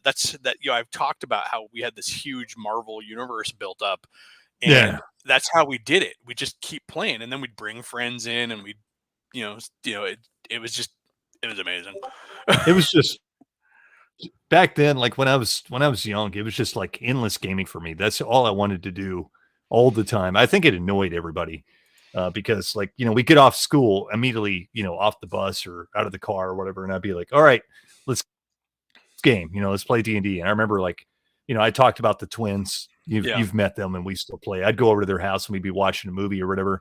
I'd be like, all right, let's game. You know, I go get my D&D books. That was me too. And, like, are we doing D&D tonight? Like, we want to go skateboarding or whatever. Yeah. It'd be like every day, you know, that was like what I wanted to do, you know. And I mean, we did other things, but it was always like, I mean, it's what I want to do now. Yeah. If I didn't have to work, I would be playing games all the time. Oh, absolutely. Yeah. I mean, like, I will refer also back to Dungeon Master's comments. The only thing stopping me now is my wife. The fact that I have to spend time with her also. I don't have to, but, you know, I want to spend time with her. I want to be, you know. But yeah, I think thinking back on it, it's insane how, like, you know, I'm still obsessed with it, but like back then it's insane to think about how obsessed with gaming I was back then. I literally got in a fight with a guy in 7th grade the top of 8th grade. It was actually the last fight I ever got into, because I realized just how stupid the fight was, but it was over D&D. Well, you got to tell the story now. Okay, so a little bit of context. It's the 80s, so everything is horrible and shitty in high school, right? In junior high, because it's the 80s, because we're allowed to basically get away with whatever. So there's a kid in our PE class named Ray.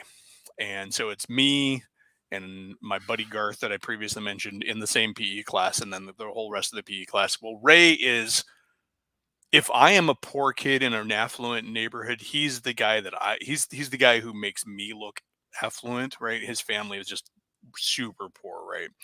Ray's always showing up. I mean, and I got to put this in context because it'll make you realize how shitty I was. Ray's the kid coming to class and coming to PE and having to undress with raggedy underwear and stuff like that, right? You know, that kid, that poor kid, right? Yeah. And, you know, we would tease him, we would corner him in the gym, and, you know, pelt him with basketballs and stuff like that. But Ray finds out that I play D&D.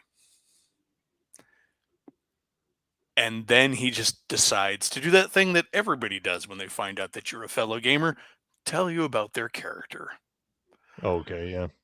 And you have to understand. So I'm a weirdo at a school where weirdos don't belong. It's the 80s, so weirdos just generally don't belong anyways, right? I'm in the throes of puberty, so all the hormones are raging, and Ray won't shut up about this gold dragon character he has. And he just keeps, I'm trying to leave class, and nobody liked Ray anyways. And he just keeps going off, and I don't know what possessed me, and I'm not proud of this, and I'm completely saying this with shame on my face. I haul off and deck him. And I'm like, shut up. And then he starts trying to fight back, and by the time I'm done, he's like sliding down the wall, and I'm walking off to class. And the PE teacher, to tell you how disliked this kid was, and it being the 80s, another testament to the 80s. I'm going to make, because you see this in the movies and you're like, oh, it was never that bad. Yes, it was. Because Mr. Hork, our PE teacher, watched me beat this kid up, and then when I was done, broke up the fight. Oh, I had the same thing happen. So I walked away. There is a postscript. Years later, I'm like 18, living at home, still on the farm. My Oh. sister comes with my Garth and I, again, Garth, the same guy who was in the PE class with me and Ray, right? Is coming home back into the house. We just got back in his Firebird from wherever we were, probably gaming because it's all we did. You know, and we walk in, and my younger sister's like, she's like 2 years younger than me. She's like, I want you to meet my new boyfriend. And Ray comes around the corner into my kitchen. This poor kid hasn't seen either of us since 8th grade. All the color disappears from this guy's face. You could see that he had this instant traumatic flashback of all the torment he suffered in that PE class. And then me, the guy who left him bleeding and sliding down a wall, standing there in front of him. And Garth and I just both look at each other and we look at Ray. We're like, dude, it was 8th grade. You're cool. But he still wouldn't come out of my sister's bedroom for the entire time that he was there because it's terrifying. I felt so bad. Like I said, I do not tell this story with any pride. Humor, yes, because it's an absurd story. It's not funny. I'm not proud of it. It was like the fight that made me stop fighting. I was like kind of a preemptive fighter. I was like more of, I'm going to get them before they get me, because I was like felt very, very vulnerable in that school, and I was bigger than a lot of people. But yeah, that was just that was the ridiculous. And then again, I think it was more of a comeuppance for me to have him turn up there. It's like, karma, bitch. Here's that guy you beat up, and now you get to feel shame because you're a little bit more mature now. But no, was, all over a Gold Dragon character. I'm like, I look back on, I'm like, a stupid ass thing. I mean, there were other things I got in fights with in school. Like one guy kept flicking staples at me, so yeah, we beat him up. Well, I got into a fight in PE. I got into a lot more fights when I was younger. I haven't fought since that fight with Ray. That's the thing. I've gone through my adult. I've worked security jobs and not gotten in fights. I was a lot more. It's hard to believe it now, but I was a lot more aggressive, and I was not the nicest guy when I was younger. Because people were not super chill and mellow now, man. well, I mean, I was a nerd, and being a nerd back then was not cool, and people, tried to bully me, but I didn't put up with shit, so it made me a very jaded and mean kind of guy. I was just like, come on, let's, but I was also taught, not to back down. So I didn't back down for people. So I wasn't bullied per se, but, people did try to bully me. So I did get into my fair share of fights when I was younger. But one I remember is we were playing dodgeball in PE, and I was like the last guy on the side, and I just nailed this. And, oh, by the way, I was a freshman, and everybody else was seniors in the PA class. So I nailed this dude in the face, like point blank, with a dodgeball. And like he just comes over the line, and he's like bleeding because I hit him so hard in the face. And he's just like, "What the fuck, man?" And he's like pushing me up against the, the bleachers and everything. And I just like, I didn't even hesitate. I just, because he was bigger than me. So I was like, okay, my dad and my grandfather were like, the bigger guys like fucking picking on you. You need to don't fuck around, throw the first punch as fast as you can, or pick up something and hit him over the head, so I just nailed him. I decked him and laid him out on the floor. And his nose is like busted open. He's bleeding. I probably broke his nose. I don't know, but he was bleeding like a stuck pig, and he's bleeding all over the place. And everybody's just like, oh fuck, Yeah. And everybody used to, I didn't contextualize it that, everybody in the PE class picked on me because I'm like this scrawny little kid. So you were the Ray. Yeah. I was the freshman, in the PE class. Yeah. And I'm like scrawny. I'm a nerd. I was always like skipping PE and reading D&D books. And I just laid out this kid, and everybody just like had this whole new respect for me after that. And I remember like all of a sudden, like everybody was like, people would start picking on me. And all these seniors would, all the football players and stuff be like, we got a problem. You picking on Cody? Or they call me Atari because I used to wear this Atari shirt all the time. They're like, you picking on Atari? Don't fuck with Atari. Nickname. I never had a nickname, man. Yeah, I had a nickname. Yeah. They used to call me Atari. But again, I'm not proud of it. I would never try. I don't fucking like confrontation. I don't like fighting people. Yeah. Like I said, I mean, I made it. I worked security for several years, and I never got in a fight. I won't say I Hmm. didn't get into a physical altercation. I mean, I've had to grab guys and and put them in holds and stuff like that. But I've never been in a fight. I mean, I've had my life threatened, and it even ended up not getting in a fight. I've never been in like a knockout drag out. Usually it's like I've been in a couple of fight situations and it's like, I threw a punch, I hit them once and they fucking ran away, Yeah. because whatever. I'm much more of a avoid conflict kind of a person. Not like avoid it like run away. I just find better ways. I'm very much a diplomat. Nowadays I'm not gonna it's not worth it, Yeah. because I've seen like horrible, I don't want to go into dark shit, but I've seen like horrible fucking Oh yeah. incidents happen. So I don't want to. Avoiding conflict is all what I'm all about. Yeah. I'm not gonna argue with you.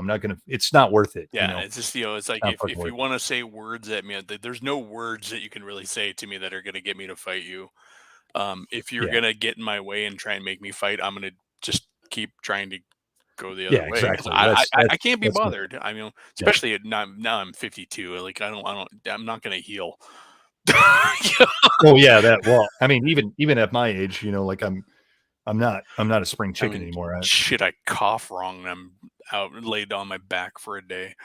But it's like, anyways, fun times. But yeah, so this is the dark side of gaming that they told you about back in the Satanic Panic. Let's see, it was the evil that got me, right? Satan compelled me, but no,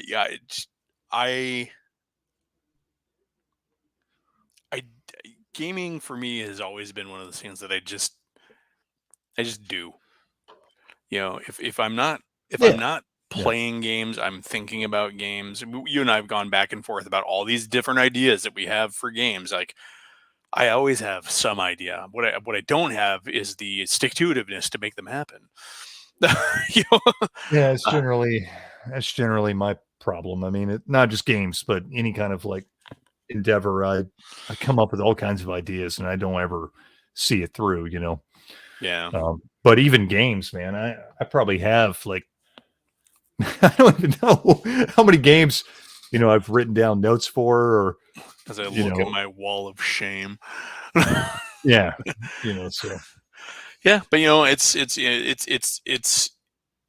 it's the hobbyist mindset, though. I mean, it's the love of the hobby, it's the love of the game. It's just finding it interesting. A lot of people are like, why is it all you ever think about? I'm like, why is it all you ever think about is computers? Or why is it all you ever think about is, tropical fish? Or why is it all you ever think about is hiking? It's what you're into, right?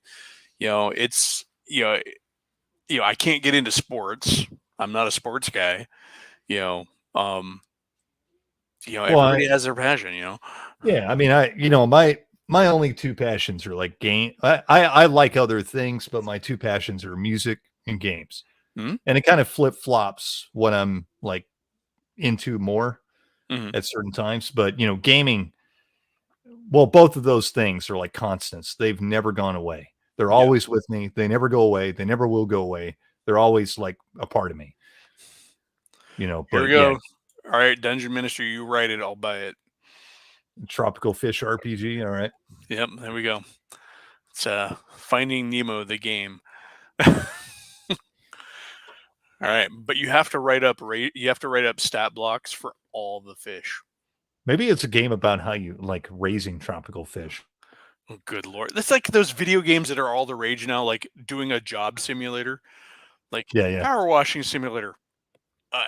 Okay. I have to imagine that those are in some way kind of like in that same category as like popping bubble wrap or fidget toys or ASMR. They're just something to kind of do on your computer.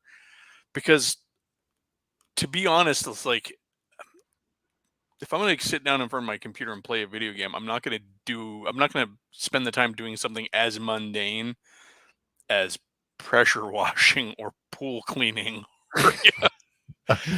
There is one that I saw that combines genres, and I had to like it. It is a house renovation game, but you've inherited a haunted house. Mm-hmm.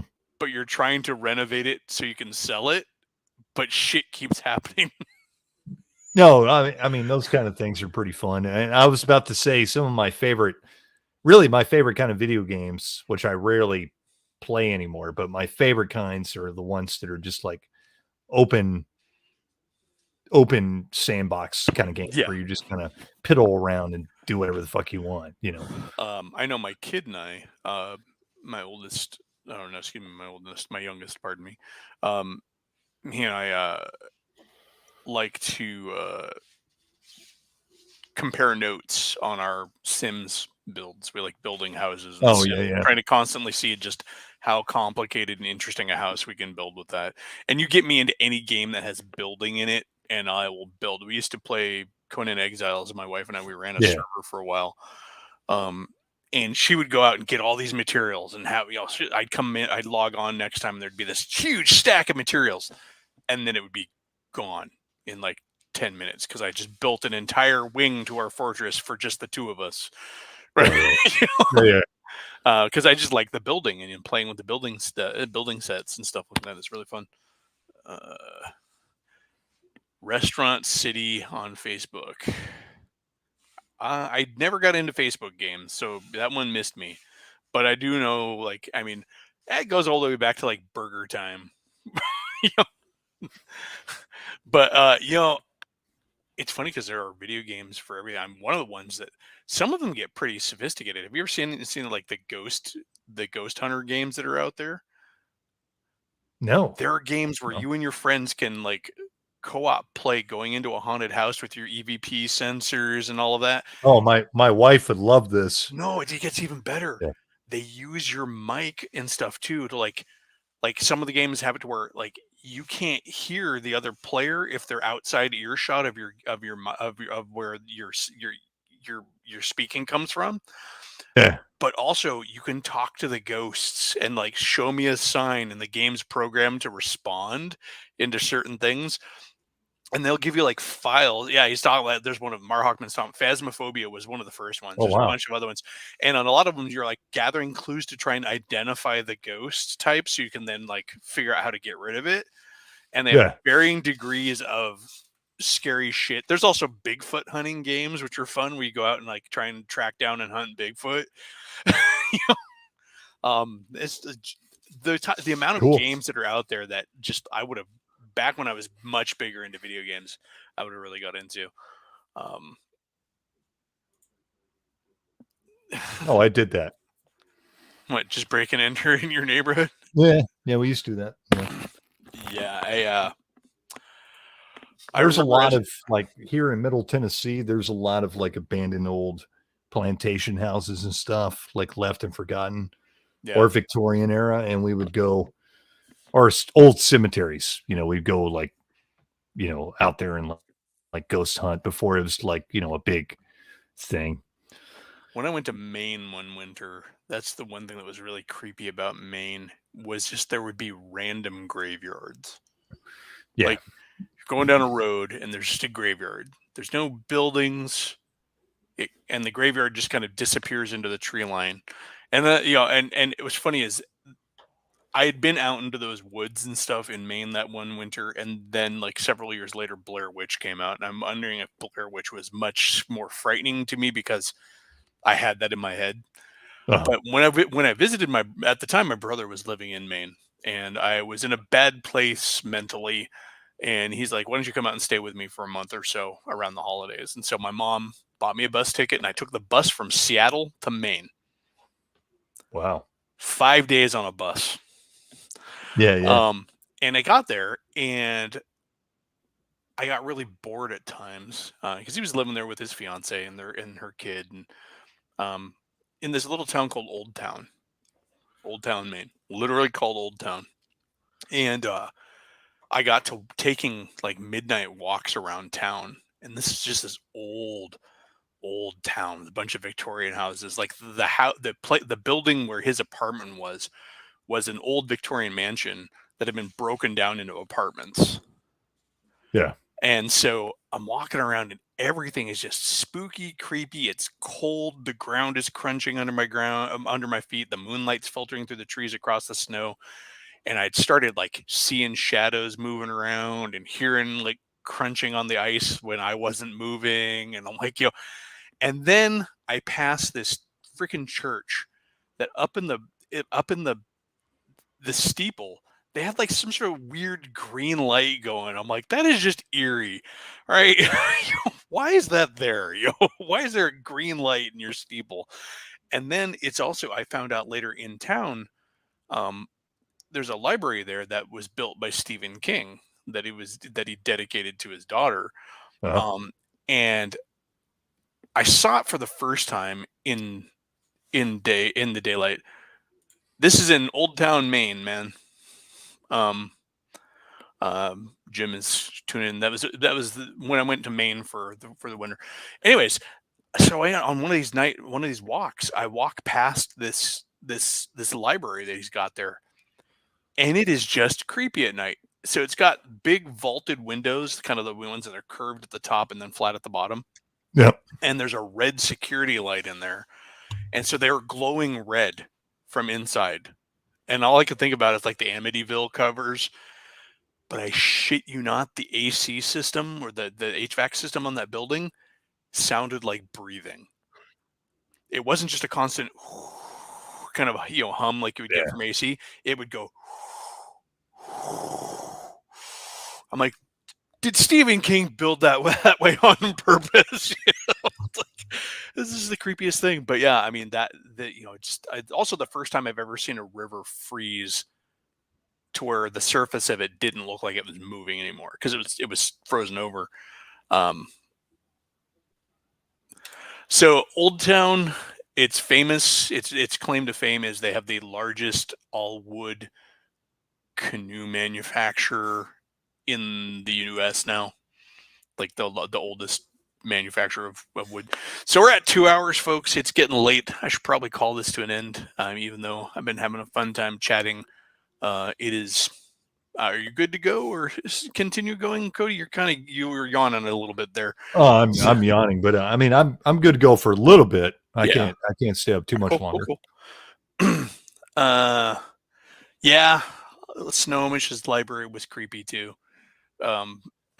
Jim here was like my only friend that I made when I got moved out to the country by my parents. So I went to high school with him. He was one of my gaming buddies. Oh, cool. So he's been on the stream with me at least one time before. He's supposed to come on for the stream that keeps getting put off. Let's see.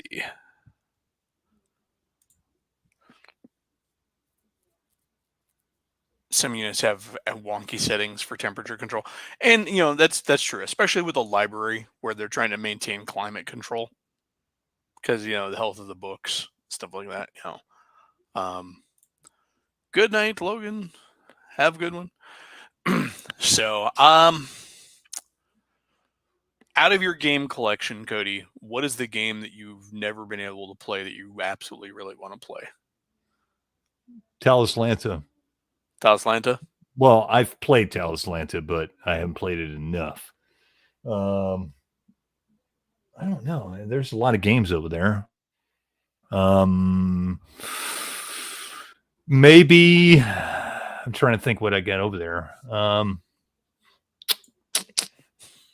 Maybe MERP too, which which I've played MERP as well, but again, I haven't played it a whole lot. Yeah. Warhammer Fantasy Roleplay. Again, I've played it, but I haven't been able to play it a whole lot. I've only got to play, a little bit here and there.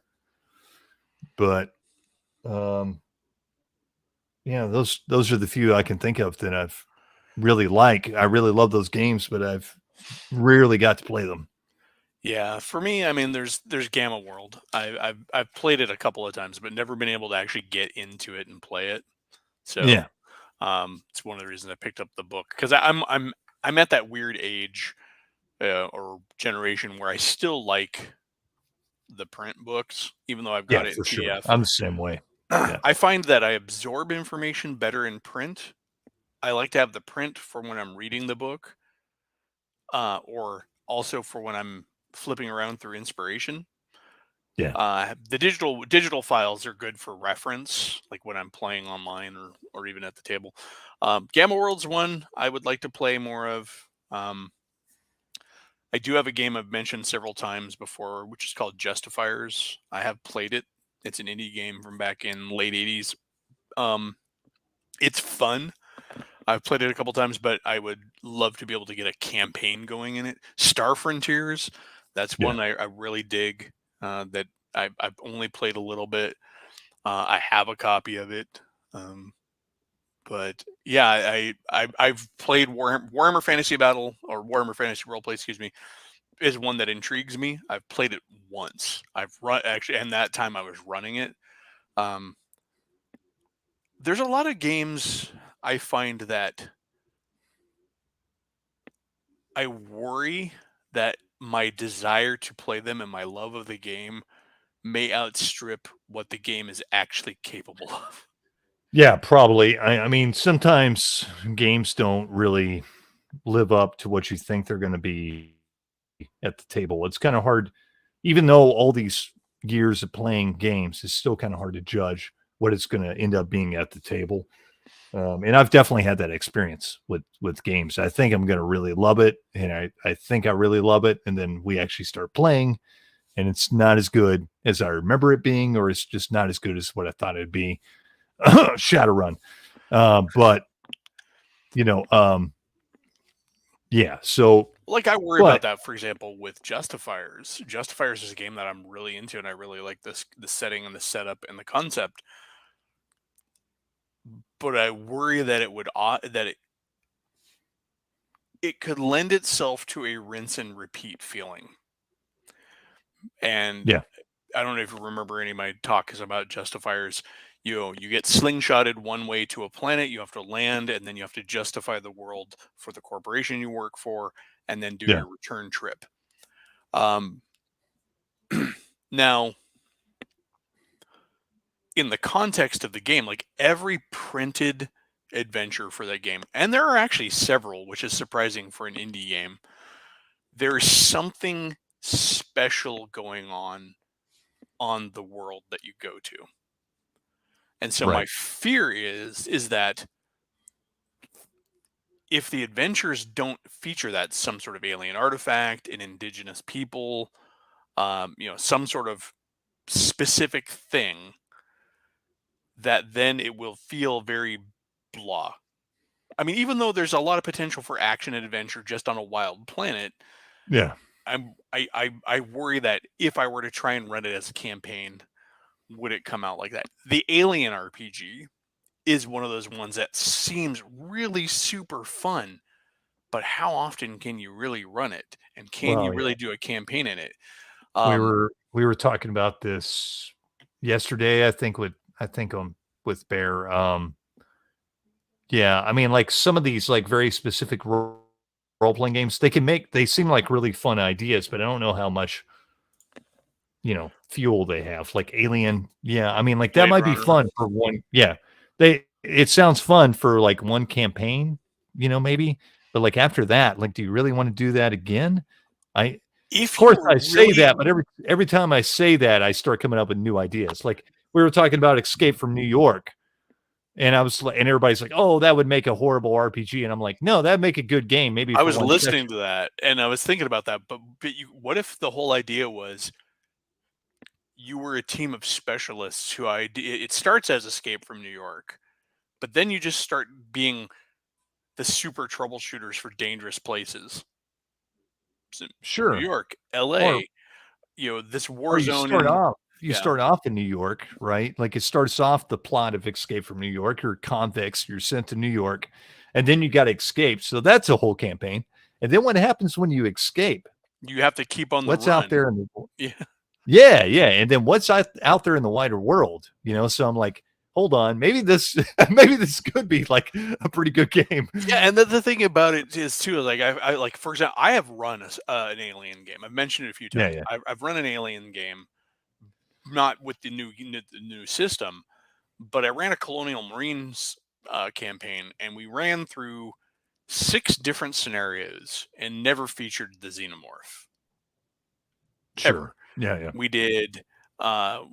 There was police actions on worlds that were embroiled in basically a labor dispute gone hot between corporations and the workers. So the players were there on patrol and doing police duty. We had a kind of a runaway situation, like the movie Runaway, where a secret weapon had gotten into the hands of a killer, and the Marines were sent to recover it. We had investigating. We kind of had almost like a Day of the Triffids kind of thing, where they had to investigate a biolab that was working on advanced botanical specimens to try and help with colonization, basically trying to make super plants that could take root on any colony world. And something went horribly wrong. Nice. Yeah. We did have one scenario that was on a station that had gone quiet, and it was played like they were wanted to play it with them expecting it to be a xenomorph. They never encountered anywhere, because it was actually an early sort of telegraph of a later campaign thing that never came to fruition. They got to this station, and there was some death and destruction that had occurred there, and things were not right, and it was a very haunted house, spook house, but ultimately it left questions answered. But we went like 6 different scenarios and never featured the xenomorph, so it can be done. But yeah, sure. Sean brings up a good point, and he's mentioned this a few times. If somebody's playing the Alien RPG, they probably want to run into an alien, right? Sure. I mean, that's what you expect from that IP. Yeah. I mean, it's... and you can use the subversion of that expectation to your advantage, but it can only go so far. But kind of getting back to the point, there are these games that I think that are, I really want to play them, but do they really work? Like Blade Runner, for example, as much as I poo-poo, like, how many times can you go do a Blade run? But at the same time, you could probably do that a lot, because the world of Blade Runner is a richer world, and it depends on how much you and your players are really invested in that whole film noir aspect, that investigative. It would be really good for investigative play. Yeah. Sure, it's a very one-trick pony, but at the same time, so is the Aliens universe. But like Isolation, if you've ever watched the Aliens Isolation video game playthrough, or know anything about the video game, or you played it, they found some interesting ways to add extra conflict to that game without putting in a xenomorph. You get onto that station, you find out that the low-rent Sigismund, like, competitor synthetics, they're these working Joe synthetics that look synthetic. They're like made to like look like a plastic crash test dummy, but he does the job, right? They're going rogue. So for good, there's a whole arc in that game where you're having to deal with these rogue synthetics all the time. And on that same station, there's a bunch of people who are panicked, and they've cordoned themselves off. So you've got like sort of like panicked, like militia types that you have to deal with. So there's ways you could do it. Like a Blade Runner scenario, you could write some stuff in there. Like, okay, so it's a Blade Runner universe. They have the replicants, but do they also have robots? Do they have, do they have lesser replicants that are, older models? What about all the corporations that are in there? Tyrell's a corporation, but you could make up other stuff. Yes, it's not in the direct purview of a Blade Runner, but okay. Genetic science is clearly what's threatening all the rich colonists going off to the moon colony and whatever, Well, yeah, I mean, there's clearly genetic science is at a very high end in that universe. So what other horrible monstrosities can you have show up? Yeah. And you could combine the two. That'd be really interesting. Yeah. I mean, it's so I guess, but it's finding those games. That's like I said, that's just the worry with those games that I really have built up in my brain, but never got a chance to play. It's like, man, am I going to play them? And they're just going to be like, oh. Well, I've also recently, like in the past week, come to the conclusion I don't really have a problem just like dropping a game and moving on to something else and just doing that for a while. You know what I mean? It's like, okay, we got this idea out of my head. Let's move on to something else. Just do this for a while. Yeah. Like I kind of miss doing that. We used to do that a lot back in the day. We'd play like a little mini campaign. We'd wrap it up and we'd be like, okay, we played Cyberpunk for like 10 sessions. Let's go play, we just come up with some wild idea You know, it's like, oh, we saw the Matrix movie. Okay, let's play the Matrix, and we do that. Oh, we saw, whatever. We were watching Spartacus the other day. Let's do that. Let's play like a Roman gladiator fucking fantasy game and make up rules for that. I kind of want to do more of that. I like little pickup games. Yeah. Like one shots. I feel like actually, back to Justifiers that's where Justifiers might shine, is like, okay, you can't, I mean, running a campaign of going and doing this kind of rinse and repeat slingshot to a world, justify it, might be kind of meh. However, it's a great little excuse to do some little one-offs, not necessarily one shots, but one-offs between bigger campaigns, like you're talking about. All right, cool. We've been playing this D&D campaign continuously for the last 2 years. Sure. Let's take a little side jaunt, and we'll run a little short mission in with your characters and Justifiers. Okay, cool. We played that. Let's move on to whatever. That's, I think, a healthy way of going into games. Let's see. This always comes up every time somebody's talking about Alien. And while I do like the Aliens versus Predator original comic from Dark Horse, much like the two parent franchises that birthed it, it gets done to death. And the original story that came out from Dark Horse was a really well put together story. It takes place contiguous with the Alien timeline, not in the present world like the movie has it. Where it's a Weyland-Yutani corporate exec who teams up with the Predators when her her basically space ranch on a planet accidentally gets infected by alien eggs that are left there by the Predators, who were seeding it, because the last time they were on that planet, people weren't living there. Yeah. And so it's a weird set of circumstances. And then there is a follow-up to it that still is good, but then this whole idea of the two getting into everything, and, Predator versus Superman, Alien versus Superman, Predator versus Batman, it's like, chocolate and peanut butter is good, but if you eat it all the time, it gets meh. So yeah, no, for sure. But I'm still gonna say it. I'm still a fan of finding a game with enough breadth in it to where you can pull in whatever you want from other things and have it make sense. I agree with you. Yeah. I think, that was one of the strengths of all these old role-playing games, is they took a bunch of elements from a lot of different source materials that you could do a lot of different things with them. Even if they had specific universes. For example, if you're to take a look at Star Frontiers, right? Mm-hmm. Star Frontiers is written in a way that you could play some Traveler-esque stuff where you're a crew of a ship doing space trucker business, but you could also be doing Star Trek stuff, exploring the frontier. You could be doing Firefly stuff where you're out there kind of a little bit more renegade. You could run a military campaign in that universe. It all fits. It all works into that galaxy because it's set up to be big. I've mentioned Cyberpunk in my rant on, the Cyberpunk RPG itself is big enough to where, when I watch, say, another anime and I see something cool that I want in that anime, I can put it into Cyberpunk and it's going to fit. I can watch Blade Runner and have Blade Runner be in my Cyberpunk game. I can have Terminators in there. My buddy had us run into genetically engineered, basically might as well have been xenomorphs once.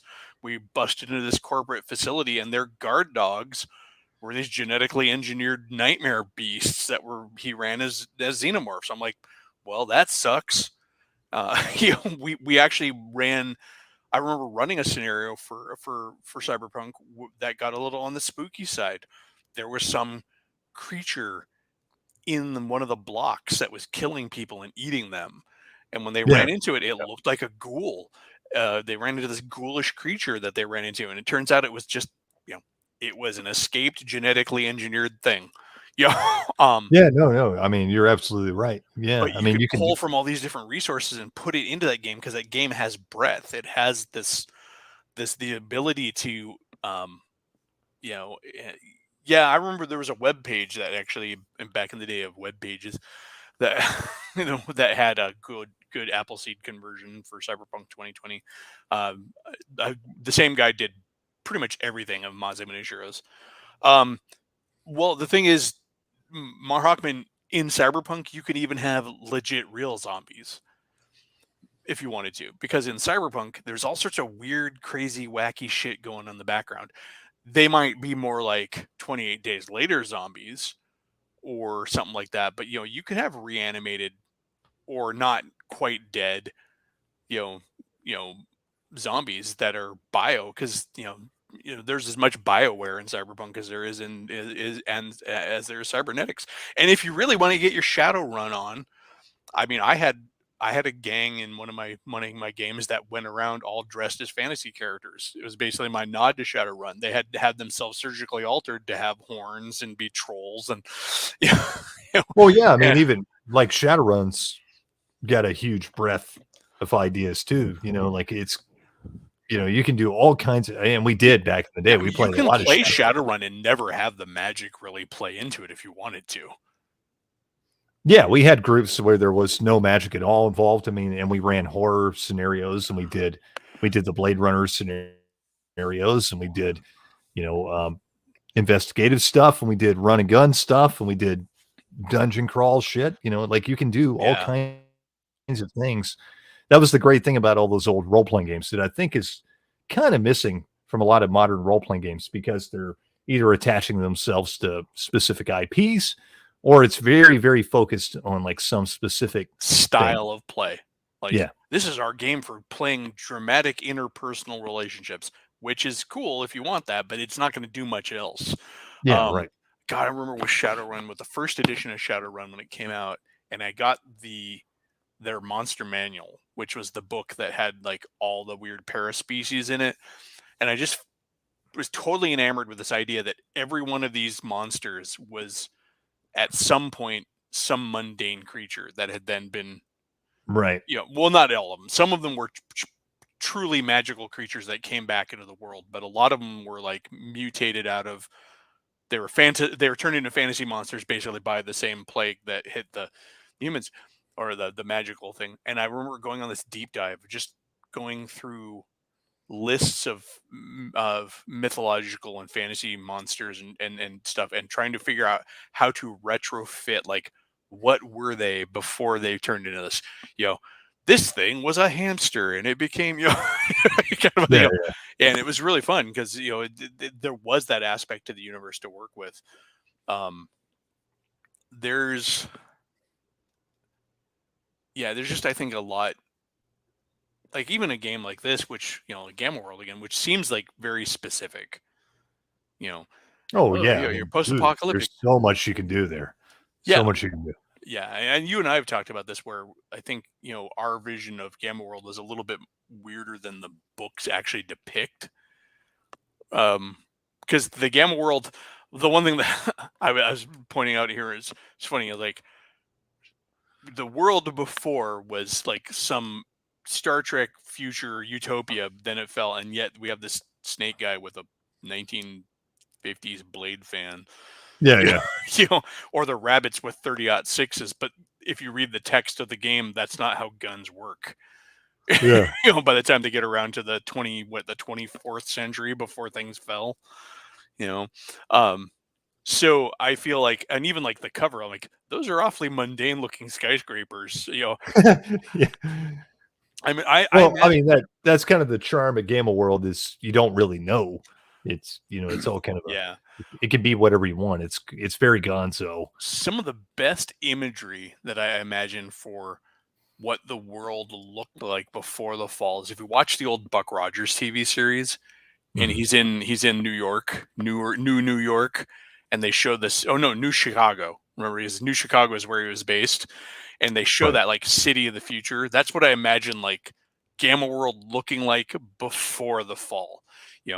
Trams and shuttles and anti-grav everywhere, and and of course, if you adhere to the tie-in between Metamorphosis Alpha and Gamma World, that they're in the same universe, the Well, that's kind of what I imagined in my headcanon. That's kind of what I imagined Gamma World to be. It was more like 21st century technology and reality, but there was probably some kind of alien influence there, and that's why you have some of the far future stuff in there as well. Yeah, according to the actual background in here, though, we were at this grand utopia of a world where we had basically not only had we stopped being a bunch of shits to each other, we'd actually repaired all the damage we'd done to the world. And they give the date in there. That's 23 something is when things all. Well, it could also be the other thing that I always thought about was, I don't know if you've ever seen that old Doctor Who episode that where it's like the origin of the Daleks. You ever seen that? Probably. Yeah. So anyways, the origin of the Daleks, they go to the home world where the Daleks are, and it was like a far future world. And then they were in constant warfare for centuries, so it regressed. Yeah. And so they actually were, brought back. They were just using all this old technology and stuff because their society had regressed a little bit because they were in this constant state of warfare. And they do address that in I think it's Legion of Gold, the second or first module for first edition Gamma World. They then brought in the rules for conventional rifles and stuff like that. Yeah. So I think they kind of backpedaled on that. But yeah, it's I think, but where I was going with this is this is a game where you can play it in a lot of different ways. You could play it Mad Maxy. You could play it Logan's Run style, because there's all these different enclaves with different tech levels and who has what. You could go full Nausica in the Valley of the Wind on this if you wanted to. You could play it very D&D. You could. In fact, I mean, it very much is D&D, to the point where some of the monsters are clearly okay, well, that's a null, that's an orc. No, I mean, you could literally play it like that kind of style where you're going into dungeons, ancient ruins, and finding. They even kind of ostensibly write it that way. A lot of the ruins you're going into are basically dungeons, and it makes sense because this is literally what the third game TSR came out with for. RPGs. I mean, that's literally what it was. There was D&D, there was Metamorphosis Alpha, and then the guy who wrote Metamorphosis Alpha wrote this also. So, was it Bill Ward? I think is his name. James Ward. James Ward. Yeah, James Ward, and the Warden isn't the Warden the ship in Metamorphosis Alpha? In Metamorphosis Alpha. Yeah, and it's either written as a maybe could, or actually official somewhere in a dragon or in something somewhere where they talk about how the Warden is one of the ships that was sent out from the Gamma world to try and save humanity. Yeah. And that's cool. And that there might be other ships like the Warden, and stuff like that. So it's pretty cool. Just games I think do better when they don't have such a focused thing for. That's why Rifts is also another good one, because Rifts has literally everything going on. Yeah, you can do anything. Yeah, and technically you can step through a rift and end up on another world in your Rifts campaign. Yeah, because if you find a rift that's open, you can go through it. It's not all stuff coming into the Rifts world. The first time I was introduced to Rifts, I walked in this game store, and I was pretty young. I wasn't even really a teenager at this point, and I walked into the game store, and these guys are playing Rifts. And I was like, hey, what are you guys playing? And they're like, we're playing Rifts. And they're like, you want to play? And I was like, yeah. And I was like, I don't know anything about Rifts. They're like, what do you play? I was like, D&D. They're like, cool. What's your D&D character? I was like, oh, he's an elf thief. They're like, all right. And they found, they literally found that character for me and had me just pop out of a Rifts. You just make up a Palladium RPG character, and that's what they did. They just took the Palladium fantasy. Except for because you're a magical creature and you came through the rift, your freaking elf is now mega damage. Yeah, exactly. Yeah. So I mean, they just like, they explain the whole. That's how they explained Rifts to me. They're like, okay, you can Yeah. play anything in this, and they started slowly explaining the whole world to me. We I'm like, played this is fucking awesome. a whole small vessel from the Robotech universe that ended up slipping through a rift and crashed. And so there was Yeah, a little yeah. base of the RDF in the Midwest somewhere that we were. Well, we're here. We might as well help people. You know? Yeah.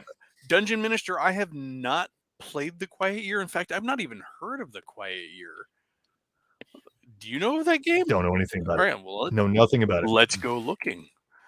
Somebody's bringing it. Is it I wonder if it's a post-apocalyptic, or it sounds like something like The Road. That they're like, oh, this is the movie I watched, and now I want to kill myself. You ever watch The Road or read the book that it's based on? No. Yeah, The Road. Yeah, I pretty much wanted to curl up in a ball and go die after I watched that movie. I'm like, this is not the post-apocalyptic future I want to. All right, so here is the Quiet Year, which I'm assuming is what he's talking about. Build community after the collapse. It's a map game. Define the struggles of community living after the collapse of civilization and attempt to build something good with your game. So this is one of those things kind of like Microscope and stuff, I think, where you're sort of world building as the game itself. Yeah. Is what I'm getting off of this. Looks interesting. Yeah, it looks pretty fun, actually. A little picture of the components here. We got dice and looks like skull tokens. All right. Huh. Dungeon Minister, I expect a report. You have an assignment. You have to do a book report now. Let us know what the game was like. Let's see. Yeah, I mean, this sounds like the sort of idea that you and I bounced around anyways. Let's see. Yep. Yeah. Hey, Rick Storm. This is my buddy Derek, also a friend from back in Washington, my gaming group. Oh, cool. Yeah, it's Derek is one of the most analytical gamers I've ever met in the most positive way. He actually titles himself a rules lawyer for good. And has actually worn that badge at conventions. No, there's nothing wrong with that. Like, it's always good to have somebody that's a rules master at the table. Yeah. He's also the type of guy who, like, if you ever want to try and crunch the numbers for a game idea you have, definitely good to talk to, because you got a mind for statistics and analysis. So yeah, very good. Let's see. So Dungeon Minister, there are a couple of games that are like this. Microscope is a good one. They're very specific, and honestly, when I've tried to play them, I'm not sure if I was their target audience, but we did play them. There's another one called Kingdom, and they're collaborative world building. Like, well, you go through these phases, and like each player will, like, often, I'm not saying this exactly, like, I get to, so for example, like, we get to a particular round, like in Microscope, you go through different ages. You go like through the ancients. Think of it in like Tolkien terms, like first age, right? And I would get to like put something into that age. There was a great demon war. And then Cody, when he gets to his turn, can add to the world, or he can even modify or veto things that I've done along the way. So it's this weird collaborative sense. I don't know if that's what the Quiet Year is going to play out, but that's what I'm reading it. That's what it sounds like. So it'd be interesting to see how it comes around.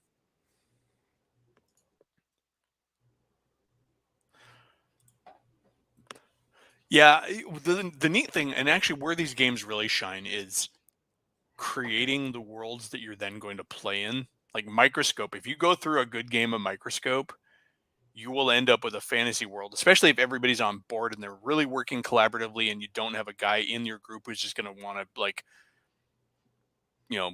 for lack of a better term, cock block all your ideas. And like really screw, like, I have this great idea for this demon war. He's like, yeah, and then this wizard came around and turned them all into bananas, and it was over. You're like, all right, well, you suck, and you're not playing this game. But if you play it right, and and you play it well, let's put it that way. If it gets played well, when you're done, you could take that world and then go play a fantasy campaign in it. This quiet year, if you're spending a year recovering from the post-apocalypse, and then what you have is a settlement, then you can take that and like drop that into a gamma world, and okay, cool, here's where you're starting, here's your starting town, and you've played through this backstory, so it has its own history that evolved organically. That's where these games are really strong, is because you're essentially world building. Let's see. Cody, have you ever played a board game called Junta? Junta, yes, I have played Junta. It's a fucking lot of fun. In fact, it used to be a tradition at my local con. Every Saturday night after all the gaming was done, we'd all go out back, like at the convention. Usually it's at a hotel, so we'd go out back, like where the like patio is. We'd all bust out cigars, drink a lot of whiskey and homemade beer, and we play Junta. That used to be the old tradition, and we haven't done that in a couple of years, but yes, I have played Junta. Yes, nice. We had a similar tradition for the few years when I was going to a Game Storm. No drinking and no cigars, but we would get the same group together, and there were hats and fake mustaches and cheesy sunglasses and stuff, and we would all play with really bad accents. And the accents. The more alcohol we get in us, the El worse the accents Presidente, we get. I come to you with bad news.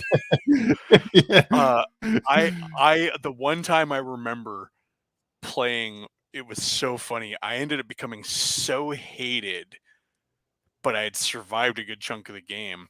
I was El Presidente, like constantly. I didn't get deposed and everything. And then finally, one turn, I go out because remember, you take your actions and you have to move your character to a location and stuff like that. Yeah.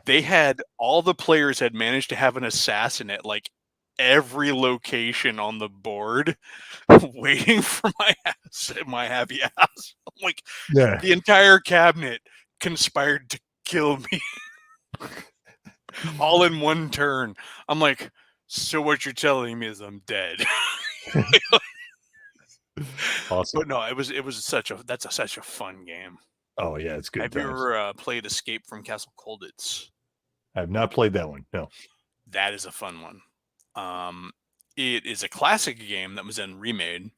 It's based on an actual historical place. It was a castle in Poland. I can't remember. Where the Germans, it was an actual castle where the Germans were holding prisoners of war.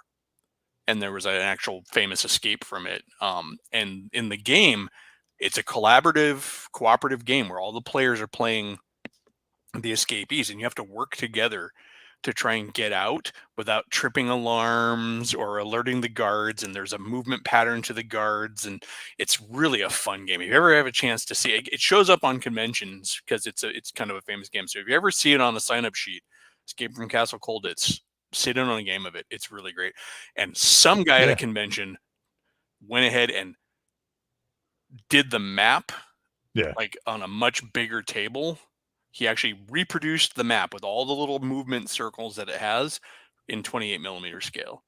Nice. Painted miniatures. Nice. He didn't rebuild the whole castle. He still had the outlines, because normally it's like I think it's cubes. It's not even like figures, but you have like colored cubes. Escape from Castle Colditz. Shows up Conrad's War. Interesting. Yeah, it's an actual famous escape, but they made a really fun board game out of it, and it has been reproduced. Yeah, I'm pretty sure the reproduction is also out of print, but because it was one of those like kickstarted kind of things. But all right, we are at almost the 3-hour mark, and I am fading, and I don't know about you, Cody, but I was already streaming for like 3 hours before this. Jesus. So. All right. Well, thank you everybody for showing up to this totally impromptu stream. Lots of folks showed up, and I appreciate that when a stream pops up on my channel, it's worth people going, hey, what's Elf up to? And thanks, Cody, for coming on. Always. Cody and I are both really here because our game got canceled. So we had you had a couple guys out. Yeah. Well, it happens. Yeah, it happens. I was ready. All good. Yeah, No. it's all good. No. It is what it is. Yeah, I mean my 5e game hasn't played in forever. All right, cool. Well, I'm gonna call it here. Cody, you have a good night. Thanks for coming on and shooting the shit. And everybody else who joined in the chat, have a great night. The late night crowd, I guess I shall call you. Yeah, silver lining. Roll with it, man. He and I were probably gonna end up bullshitting anyways. Might as well do it on camera. Next time you see Cody, he might be in his Star Trek uniform. Probably. Playing his Kentucky Fried Doctor. All right, and if you guys haven't seen that, Bear is running a Star Trek game. Cody is in it, and he's playing the Southern gentleman of a doctor. And I gotta say, Cody, the two characters I've seen you play, both memorable. So you're a great role player, voice, attitude, character.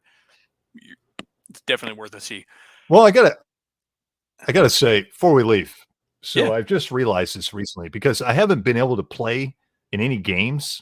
For really for the past few years, and playing in these few games with Bear and whoever else recently, I've realized that that's what I really have always loved about role playing is the role playing. That's what I miss about role playing games is when everybody at the table is just role playing. And that's my favorite element of the game. And it just sparked on me the other night when we were playing Star Trek. I was like, oh, this is what I love about this. It doesn't matter what game system I'm playing or what character build we have or whatever. That's what makes that role playing games come alive to me personally.